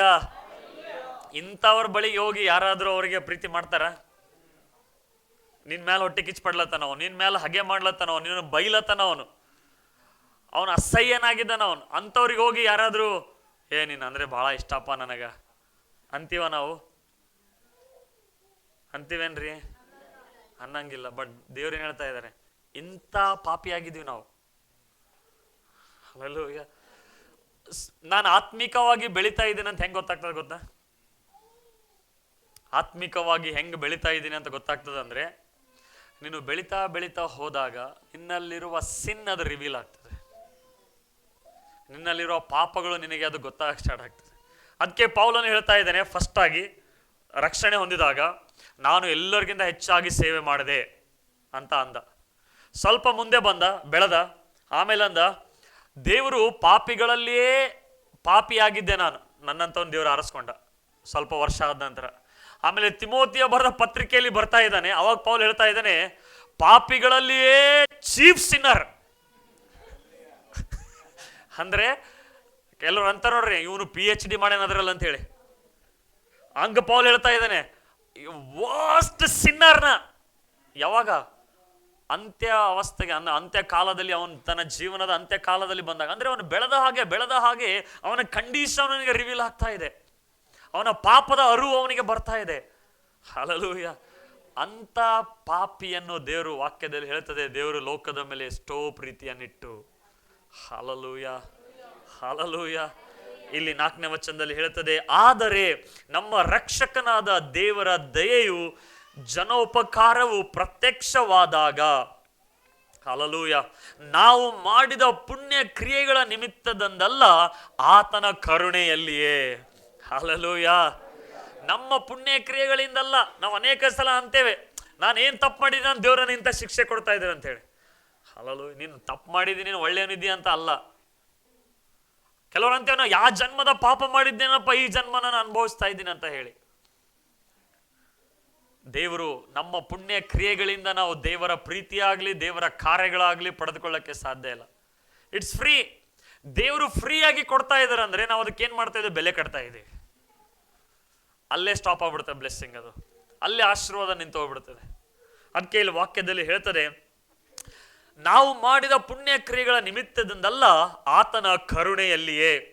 ಪುನರ್ಜನ್ಮವನ್ನು ಸೂಚಿಸುವ ಸ್ನಾನದ ಮೂಲಕವಾಗಿಯೂ, ಪವಿತ್ರಾತ್ಮನು ನಮ್ಮಲ್ಲಿ ನೂತನ ಸ್ವಭಾವವನ್ನು ಉಂಟು ಮಾಡುವುದರ ಮೂಲಕವಾಗಿಯೂ ಆತನು ನಮ್ಮನ್ನು ರಕ್ಷಿಸಿದನು. ಹಲ್ಲೂಯ. ಅವಿವೇಕಿ, ಅವಿಧೇಯರು, ಅಸಹ್ಯರು, ಹೊಟ್ಟೆ ಕಿಚ್ಚು, ಕೆಟ್ಟತನದಲ್ಲಿ, ಅತಿ ಆಸೆ ಭೋಗದಲ್ಲಿ ಇರುವವರಿಗೆ ದೇವರು ಏನ್ ಮಾಡ್ತಾ ಇದ್ದಾರೆ? ನಮ್ಮನ್ನು ರಕ್ಷಿಸಿದಾನೆ. ಹಲ್ಲೂಯ, ಹಲ್ಲೂಯ. ಅದಕ್ಕೆ ಯಾರನ್ನು ನೋಡಿದ್ರೆ ಕೀಳಾಗಿ ನೋಡ್ಬೇಡ್ರಿ. ಹಲ್ಲೂಯ. ಯಾರನ್ನು ಕೂಡ ಕೀಳಾಗಿ ನೋಡ್ಬೇಡ್ರಿ. ಒಬ್ಬ ಕಸ ಹುಡುಗವನಾಗಿರ್ಬಹುದು, ಅವನನ್ನು ಕೀಳಾಗಿ ನೋಡ್ಬೇಡ್ರಿ. ಯಾಕಂದ್ರೆ ದೇವರು ಅವನ ಮೇಲೆ ಕೂಡ ಪ್ರೀತಿ ಇಟ್ಟು ಯೇಸುವನ್ನು ಕಳಿಸಿದ್ದಾರೆ. ಹಲ್ಲೂಯ, ಹಲ್ಲೂಯ, ಹಲ್ಲೂಯ. ನೋಡಿ, ಇನ್ನೊಂದು ವಾಕ್ಯವನ್ನು ಓದಿಕೊಳ್ಳೋಣ. 1ನೇ ಯೋಹಾನ 4:8. ಪ್ರೀತಿ ಇಲ್ಲದವನು ದೇವರನ್ನು ಬಲ್ಲವನಲ್ಲ. ಯಾಕೆಂದರೆ ದೇವರು ಪ್ರೀತಿ ಸ್ವರೂಪಿಯು. ಹಲ್ಲೂಯ. ಪ್ರೀತಿ ಇಲ್ಲದವನು ಯಾರಿಗೆ ಗೊತ್ತಿಲ್ಲ ಅಂತೆ? ದೇವರನ್ನು ಬಲ್ಲವನಲ್ಲ. ಯಾಕೆಂದರೆ ದೇವರು ಪ್ರೀತಿ ಸ್ವರೂಪಿಯು. 1ನೇ ಯೋಹಾನ 3:16. ಕ್ರಿಸ್ತನು ನಮಗೋಸ್ಕರ ತನ್ನ ಪ್ರಾಣವನ್ನು ಕೊಟ್ಟಿದ್ದರಲ್ಲಿಯೇ ಪ್ರೀತಿ ಇಂಥದೆಂದು ನಮಗೆ ತಿಳಿದು ಬಂದಿದೆ. ಹಲ್ಲೂಯ. ಅದಕ್ಕೆ ಹೇಳಿದೆ, god is a greatest lover. ಆತನು ತನ್ನ ಪ್ರೀತಿಯನ್ನು ರುಜುಪಡಿಸಿದ, ಸಿದ್ಧಾಂತಪಡಿಸಿದ. ಬೈಬಲ್ ಹೇಳುತ್ತದೆ ಇಂಥ ಪ್ರೀತಿಯನ್ನು ಆತನು ತಿಳಿಯಪಡಿಸಿದ ಅಂತ ಹೇಳಿ. ಹಲ್ಲೆಲೂಯಾ. ಅದಕ್ಕೆ ಈ ಎಲ್ಲ ನೋಡಿ ಸುಮ್ಮನೆ ಪ್ರೀತಿ ಇದರಲ್ಲಿ ಬಿದ್ದು ಹೋಗ್ಬೇಡ್ರಿ. ನಿಜವಾಗ್ಲು ಅದು ದೇವ್ರ ಕಡೆಯಿಂದ ಆಗಿದ್ರೆ ಅದು ಯಾರಿಂದ ತಪ್ಸಕ್ ಸಾಧ್ಯ ಇಲ್ಲ. ಅದು ನೀವು ಹೋಗಿ ಬಿದ್ದು ಹೋಗ್ಬೇಡ್ರಿ, ಎದ್ದೇಳಕ್ ಆಗಂಗಿಲ್ಲ. ಸೊ ಇಂಥ ಅಟ್ರಾಕ್ಷನ್ಸ್ ಅದು ತಾತ್ಕಾಲಿಕವಾಗಿರ್ತದೆ. ಇದು ಶರೀರದ ಅಟ್ರಾಕ್ಷನ್. ಅದು ಆ ಶರೀರ ಅಟ್ರಾಕ್ಷನ್ ಮುಗಿತು ಅಂತಂದ್ರೆ ಆ ಪ್ರೀತಿ ಕೂಡ ಹೋಗ್ಬಿಡ್ತದೆ. ಅದು ಇರಲ್ಲ. ಅದಕ್ಕೆ ಲಸ್ಟ್ ಅಂತಾರೆ, ಲವ್ ಅನ್ನಂಗಿಲ್ಲ, ಲಸ್ಟ್ ಅಂತಾರೆ. ಲಸ್ಟ್ಗೆ ಕೂಡ 4 ಅಕ್ಷರ ಇದೆ, ಪ್ರೀತಿ ಕೂಡ 4 ಅಕ್ಷರ ಇದೆ. ಸೊ ಲಸ್ಟ್ ಅನ್ನು ಲವ್ ಅಂತ ತಿಳ್ಕೊಂಡು ಬಿದ್ದೋದ್ರೆ ಇಡೀ ಲೈಫ್ ಹಾಳು ಮಾಡ್ಕೋಬೇಕಾಗ್ತದೆ.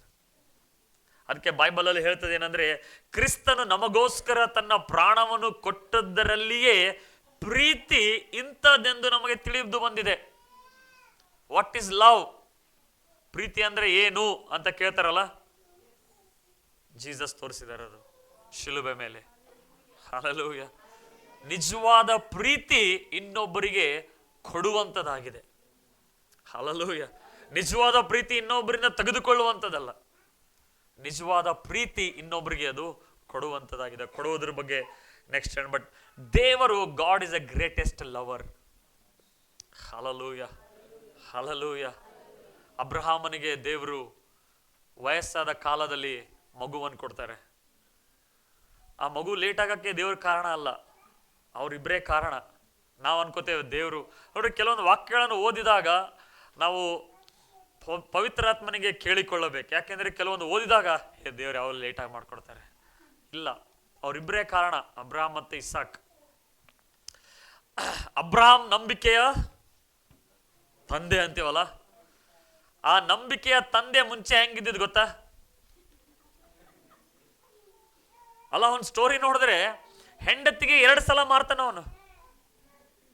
ಅಬ್ರಹಾಮ್ ಹುಚ್ಚ. ನೀವ್ ಯಾರಾದ್ರೂ ಮಾಡಿದೀರಾ ಗಂಡ್ಮಕ್ಳು? ನಿನ್ನ ಹೆಂಡತಿಗೆ ಯಾರಾದ್ರೂ ನಿನ್ನ ಪ್ರಾಣ ಉಳಿಸ್ಕೊಳ್ಳುವುದಕ್ಕಾಗಿ ನಿನ್ನ ಹೆಂಡತಿಯನ್ನು ಬಿಟ್ಕೊಡ್ತೀರಾ? ಕೊಡಂಗಿಲ್ಲಲ್ಲ. ಅಂತ 3rd ಕ್ಲಾಸ್ ಯೋಚನೆ ಉಳ್ಳಂತ ಅಬ್ರಹಾಂ, ದೇವರು ಅವನಿಗೆ ನಂಬಿಕೆಯ ಮೂಲ ತಂದೆ ಮಾಡ್ತಾರೆ. ಹಲ್ಲೆಲೂಯಾ. ನಾವು ಅನ್ಕೋತೇವೆ ಅಬ್ರಹಾಂ ಏನೋ ದೊಡ್ಡದು ಮಾಡ್ದಪ್ಪ, ನಂಬಿಕೆಗೆ ದೊಡ್ಡ ನಂಬಿಕೆ. ಹಂಗಿರ್ಲಿಲ್ಲ ಅವನು. ಆ ದೊಡ್ಡ ನಂಬಿಕೆ ಹಂಗೆ ಬಂದಿಲ್ಲದು. ಅವನು ಸುಳ್ಳು ಹೇಳ್ತಾ ಇದ್ದ, ಹೆಂಡತಿಗೆ 2 ಸಲ ಮಾರಿದ. ಅಂದ್ರೆ ತನ್ನ ಪ್ರಾಣ ಉಳಿಸ್ಕೊಳ್ಳುವುದಕ್ಕಾಗಿ ಸೆಲ್ಫಿಶ್ ಆಗಿದ ಅಬ್ರಹಾಂ. ಆದ್ರೆ ಅವನ ಲೈಫಲ್ಲಿ ಚೇಂಜ್ ಆಯ್ತು, ಬದಲಾವಣೆ ಆಯ್ತು. ಅವನು ದೇವರ ಪ್ರೀತಿಯನ್ನು ಅರ್ಥ ಮಾಡಿಕೊಂಡ, ದೇವರ ಆ ಪ್ರಕಟಣೆಯನ್ನು ಹೊಂದಿಕೊಂಡ. ದೇವರ ಪ್ರೀತಿ ಎಷ್ಟು ನನ್ನ ಮೇಲೆ ಇಟ್ಟಿದ್ದಾರೆ, ನಾನು ಎಂಥವನ ಆಗಿದ್ದಪ್ಪ, ನನ್ನ ಮನೆಯವರಿಂದ ನನಗೇನೋ ಆನರ್ ಇರಲಿಲ್ಲ, ರೆಸ್ಪೆಕ್ಟ್ ಇರಲಿಲ್ಲ. ದೇವರು ನನ್ನೆಲ್ಲ ಆರಿಸಿಕೊಂಡು ಒಂದು ವಾಗ್ದಾನದ ಭೂಮಿಯನ್ನು ಕೊಟ್ಟು ಎಷ್ಟೋ ಅಬ್ರಹಾಮನ ಜೀವಿತದಲ್ಲಿ ದೇವ್ರು ಮಾಡಿದ್ರು. ಇನ್ ಸ್ಪೈಟ್ ಆಫ್ ಅವನು ಕಚಡ ಕೆಲಸ ಮಾಡಿದಾಗಲೂ ಕೂಡ. ಕಚಡ ಕೆಲಸನೇ ಅಲ್ಲ ಅದು, ಒಳ್ಳೆ ಕೆಲಸನಾ ಅದು? ಕಚಡ ಕೆಲಸನೇ ಅಲ್ಲ. ಅಂತ ಕಚಡ ಕೆಲಸ ಮಾಡಿದಾಗಲೂ ಕೂಡ ದೇವರು ಅವನನ್ನು ಬಿಡ್ಲಿಲ್ಲ. ಬೈಬಲ್ ಹೇಳ್ತದೆ, ಅವನಿಗೆ ವಯಸ್ಸಾದ ಕಾಲಿನಲ್ಲಿ ಮಗುವಾದಾಗ ದೇವರು ಹೇಳ್ತಾರೆ, ನಿನ್ನ ಮಗನನ್ನು ಕೊಡು ಅಂತ ಹೇಳಿ, ನಿನ್ನ ಮಗನನ್ನು ತಂದು ಅರ್ಪಿಸು. ನೋಡ್ರಿ, ಆದಿಕಾಂಡ 22ನೇ ಅಧ್ಯಾಯಕ್ಕೆ ನಾವು ಬರುವುದಾದ್ರೆ, ಆದಿಕಾಂಡ 22ನೇ ಅಧ್ಯಾಯ 1ನೇ ವಚನ. ಈ ಸಂಗತಿಗಳು ಆದ ಮೇಲೆ ದೇವರು ಅಬ್ರಹಾಮನನ್ನು ಪರಿಶೋಧಿಸಿದನು. ಹೇಗೆಂದರೆ ಆತನು ಅವನನ್ನು ಅಬ್ರಹಾಮನೇ ಎಂದು ಕರೆಯಲು ಅವನು ಇಗೋ ಇದ್ದೇನೆ ಅಂದನು. ಆಗಲಾತನು ನಿನಗೆ ಪ್ರಿಯನಾಗಿರುವ ಒಬ್ಬನೇ ಮಗನಾದ ಇಸಾಕನನ್ನು ತೆಗೆದುಕೊಂಡು ಮೋರಿಯಾ ದೇಶಕ್ಕೆ ಹೋಗಿ ಅಲ್ಲಿ ಅವನನ್ನು ನಾನು ಹೇಳುವ ಒಂದು ಬೆಟ್ಟದ ಮೇಲೆ ಸರ್ವಾಂಗ ಹೋಮವಾಗಿ ಅರ್ಪಿಸಬೇಕು ಅಂದನು. ಹಲ್ಲೆಲೂಯಾ. ದೇವರು ಅಬ್ರಹಾಮನಿಗೆ 100ನೇ ವಯಸ್ಸಿನಲ್ಲಿ ಒಂದು ಮಗು ಕೊಡ್ತಾರೆ. ಈಗ ಅದೇ ದೇವರು ಬಂದು ಆತನಿಗೆ ಕೇಳ್ತಾ ಇದ್ದಾರೆ, ನಿನ್ನ ಒಬ್ಬನೇ ಮಗನಾದ ಇಸಾಕನನ್ನು. ಅದರ ಅರ್ಥ ಅಬ್ರಹಾಮನಿಗೆ ಇನ್ನೂ ಮಕ್ಕಳಿದ್ರು. ಬಟ್ ದೇವ್ರೇನು ಹೇಳ್ತಾ ಇದ್ದಾರೆ, ನಿನ್ನ ಒಬ್ಬನೇ ಮಗನಾದ ಇಸಾಕನನ್ನು ಏನ್ ಮಾಡು, ಮೋರಿಯ ಬೆಟ್ಟಕ್ಕೆ ಹೋಗಿ ಅರ್ಪಿಸು ಎಂಬುದಾಗಿ ಹೇಳ್ತಾ ಇದ್ದಾರೆ. ಒಬ್ಬನೇ ಮಗನಾದ ಇಸಾಕನನ್ನು ಅರ್ಪಿಸು ಅಂತ ಹೇಳಿದಾಗ ಅಬ್ರಾಹ್ಮನು ಹೋಗಿ ಗೊಳೋ ಅಂತ ಅಳ್ಳಿಲ್ಲ. 100ನೇ ವಯಸ್ಸಿಗೆ ಕೊಟ್ಟಿದ್ದಿ ದೇವ್ರೆ, ನೀನೇ ಕೇಳ್ತಾ ಇದೆಯಲ್ಲಪ್ಪ, ಏನು ಅಳ್ಳಿಲ್ಲ. ಬಂದ, ತೆಗೆದುಕೊಂಡ, ಕಟ್ಟಿಗೆ ತೆಗೆದುಕೊಂಡ, ಇಸಾಕನ ತೆಗೆದುಕೊಂಡ, ಹೋದ. ಆ ಬೆಟ್ಟಕ್ಕೆ ಹೋಗ್ಲಿಕ್ಕೆ ಎಷ್ಟು ದಿವಸ ಬೇಕಾಗಿತ್ತು ಅಂದ್ರೆ 3 ದಿವಸ ಬೇಕಾಗಿತ್ತು. ಯೇಸು ಸ್ವಾಮಿ ಕೂಡ 3ನೇ ದಿವಸದಲ್ಲಿ, ಅದೆಲ್ಲ ಸಾದೃಶ್ಯವಾಗಿದೆ.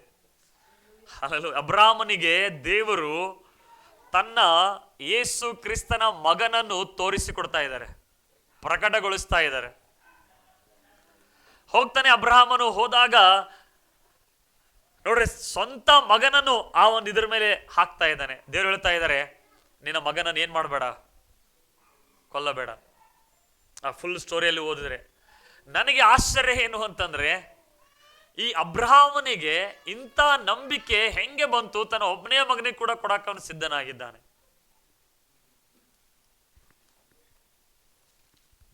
ದೇವ್ರು ಕೇಳಿದ ತಕ್ಷಣ ಕೊಡಕ್ಕೆ ಸಿದ್ಧನಾಗಿದ್ದಾನಂದ್ರೆ ಅವನ ಬಳಿ ನಂಬಿಕೆ ಹೆಂಗ್ ಬಂತು ಇದು ಅಂತಂದ್ರೆ, he understood God's love. ಆತನು ದೇವರ ಪ್ರೀತಿಯನ್ನು ತಿಳಿದುಕೊಂಡಿದ್ದ. ಹಲ್ಲೆಲೂಯಾ. ಯಾವಾಗ ನಾನು ನೀನು ದೇವರ ಪ್ರೀತಿಯನ್ನು ತಿಳಿದುಕೊಳ್ತೇವೋ ನಾವು ಏನ್ ಬೇಕಾದ್ರೂ ಕೊಡಕ್ ರೆಡಿ ಆಗಿರ್ತೀವಿ. ಹಲ್ಲೆಲೂಯಾ. ಏನ್ ಬೇಕಾದ್ರೂ ಕೊಡಕ್ ರೆಡಿ ಆಗಿರ್ತೀವಿ. ಅದಕ್ಕೆ ಬೈಬಲ್ ಅಬ್ರಹಾಮನ ಬಗ್ಗೆ ಬರೆಯಲ್ಪಡ್ತಿದೆ. ರೋಮ 4ನೇ ಅಧ್ಯಾಯ ತೆಗಿಬೇಡ್ರಿ. ರೋಮ 4ನೇ ಅಧ್ಯಾಯದಲ್ಲಿ ಬರೆಯಲ್ಪಡ್ತಿದೆ ಅಬ್ರಹಾಮನ ಕುರಿತಾಗಿ. ಏನು ಅಂತಂದ್ರೆ, ಆತನು ದೇವರನ್ನು ಹೀಗೆ ನಂಬಿದ, ಏನಂತಂದ್ರೆ ಸತ್ತವರನ್ನು ಬದುಕಿಸುವವನು, ಇಲ್ಲದನ್ನು ಇರುವ ಹಾಗೆ ಕರೆಯುವ ದೇವರಾಗಿದ್ದಾನೆ. ಹಲ್ಲೆಲೂಯಾ. ಅಬ್ರಹಾಮನು ಇದು ನಂಬಿದ್ದ ಆತನು. ಅದಕ್ಕಾಗಿ ತನ್ನ ಒಬ್ಬನೇ ಮಗನನ್ನು ಕೊಡುವುದಕ್ಕಾಗೂ ಕೂಡ ಆತನು ಸಿದ್ಧನಾಗಿದ್ದ. ಅದೇ ಯಜ್ಞದ ಮೇಲೆ 2024 ವರ್ಷದ ಹಿಂದೆ ದೇವರು ಜಸ್ಟ್ ಅಬ್ರಹಾಮನ್ ಹೃದಯ ನೋಡ್ತಾ ಇದ್ದ. ದೇವರಿಗಿತ್ತು ನಾನು ಒಬ್ಬನೇ ಮಗನಿಗೆ ಕೊಡಬೇಕು ಲೋಕದಲ್ಲಿ. ಅಬ್ರಹಾಮನು ಕೂಡ ಕೊಟ್ಟಿದ್ದೀನಿ. ಅವನ್ ಫೀಲಿಂಗ್ ಹೆಂಗಾಗ್ತದೆ? ಅಬ್ರಹಾಮ್ ಅವನ್ ಫೀಲಿಂಗ್ ಹೆಂಗಿದೆ? God wanted to see his heart. ಅದಕ್ಕೆ ಬೈಬಲ್ ಹೇಳುತ್ತೆ, ದೇವರು ಅವನನ್ನು ಪರಿಶೋಧಿಸಿದ ಅಂತ. He want to see his heart. ಹೇಗೆ ಫೀಲ್ ಆಗ್ಬೋದು ಅವನಿಗೆ? ಒಬ್ಬ ತಂದೆ ಮಗನಿಗೆ, ಯಾಕಂದ್ರೆ ಇನ್ನು ದೇವ್ರ ತಂದೆ ಆಗಿರ್ಲಿಲ್ಲ, ದೇವರಿನ್ನು ತಂದೆ ಆಗಿರ್ಲಿಲ್ಲ. ಅದಕ್ಕೆ ದೇವರು ತಂದೆ ಆಗುವಾಗ ಅಬ್ರಹಾಮನ ಹೃದಯ ಹೇಗಾಗ್ತದೆ ಎಂಬುದಾಗಿ ನೋಡ್ಬೇಕಂತ ಹೇಳಿ ಏನ್ ಮಾಡ್ತಾ ಇದ್ದಾರೆ ದೇವರು ಅಬ್ರಹಾಮನಿಗೆ, ನಿನ್ನ ಒಬ್ಬನೇ ಮಗನನ್ನು ಕೊಡು ಅಂತ ಹೇಳಿ. ಅದಕ್ಕೆ 3 ದಿವಸ ಟೈಮ್ ಕೊಡ್ತಾ ಇದ್ದಾರೆ ದೇವ್ರ ಅಬ್ರಹಾಮನಿಗೆ. ಆ ಮೋರೆ ಬೆಟ್ಟಕ್ಕೆ ಹೋಗಿ ಅಲ್ಲಿ ನಿನ್ನ ಮಗನನ್ನು ಕೊಡು ಅಂತ ಹೇಳಿ, ನಿನ್ನ ಒಬ್ಬನೇ ಮಗನನ್ನು ಆ ಇಸಾಕನನ್ನು ಕೊಡು ಅಂತ ಹೇಳಿ. ಅಬ್ರಹಾಮನು ಕೊಡುವಾಗ ದೇವರು ಯೋಚನೆ ಮಾಡಿದ್ರು, ಒಬ್ಬ ಮನುಷ್ಯನಾಗಿ ನಾನು ಹೇಳುವ ಮಾತಿಗೆ ವಿಧೇಯನಾಗಿ ಇವನು ಕೊಡ್ತಾ ಇದ್ದಾನಂದ್ರೆ, ಅದೇ ಸ್ಥಾನದಲ್ಲಿ 2000 ವರ್ಷದ ಹಿಂದೆ ಅದೇ ಪ್ಲೇಸ್ ಅಲ್ಲಿ, ಗೋಲ್ಗತ್ತ ಎಂಬ ಸ್ಥಳದಲ್ಲಿ ತನ್ನ ಒಬ್ಬನೇ ಮಗನನ್ನು ಯೇಸುವನ್ನು ಶಿಲುಬೆಯ ಮೇಲೆ ತಂದೆಯಾದವರು ಕೊಟ್ಟನು ಅಂತ ಹೇಳಿ. ಅದೇ ಪ್ಲೇಸ್, ಸೇಮ್ ಅದೇ ಪ್ಲೇಸ್ ಅಲ್ಲಿ. Hallelujah, hallelujah. ಅದಕ್ಕೆ ದೇವರ ಪ್ರೀತಿ ಅದು ಅನ್ಕಂಡೀಷನಲ್ ಆಗಿರುವಂಥದ್ದಾಗಿದೆ. ಯಾವಾಗ ನಾವು ದೇವರ ಪ್ರೀತಿಯನ್ನು ತಿಳಿದುಕೊಳ್ತೇವೋ ನಾವೇನ್ ಬೇಕಾದ್ರೂ ಕೊಡಕ್ಕೆ ಸಿದ್ಧರಾಗಿರ್ತೇವೆ. Hallelujah, hallelujah, hallelujah. ಹೇಳ್ರಿ, ದೇವರು ನನ್ನ ಮೇಲೆ ಎಷ್ಟೋ ಪ್ರೀತಿಯನ್ನಿಟ್ಟನು. ದೇವರು ನನ್ನ ಮೇಲೆ ಎಷ್ಟೋ ಪ್ರೀತಿಯನ್ನಿಟ್ಟನು. ಹೇಳ್ರಿ, ದೇವರು, ನಿಮ್ಮ ಹೆಸರು ಹೇಳ್ರಿ, ದೇವರು ಹರೀಶನ ಮೇಲೆ ಎಷ್ಟೋ ಪ್ರೀತಿಯನ್ನಿಟ್ಟನು. ಹೇಳ್ರಿ, ದೇವರು ಹರೀಶನ ಮೇಲೆ ಎಷ್ಟೋ ಪ್ರೀತಿಯನ್ನಿಟ್ಟನು. Hallelujah, hallelujah. ಇದನ್ನು ಬಿಲೀವ್ ಮಾಡ್ರಿ. ಏನಂದ್ರೆ, ದೇವರು ಯೇಸುವನ್ನು ಹೇಗೆ ಪ್ರೀತಿಸಿದ, ನನ್ನನ್ನು ನಿನ್ನನ್ನು ಹಾಗೆ ಪ್ರೀತಿಸ್ತಾನಂತೆ. Hallelujah, hallelujah. ಅದಕ್ಕೆ ಈ ಪ್ರೀತಿಯಲ್ಲಿ ನಾವು ನೆಲೆಗೊಳ್ಳಬೇಕು. ಹಲ್ಲೆಲೂಯಾ. ಬನ್ರಿ ಎಲ್ಲರೂ ಎದ್ದು ನಿಂತ್ಕೊಂಡು ದೇವರಾತ್ಮ ವಶವಾಗಿ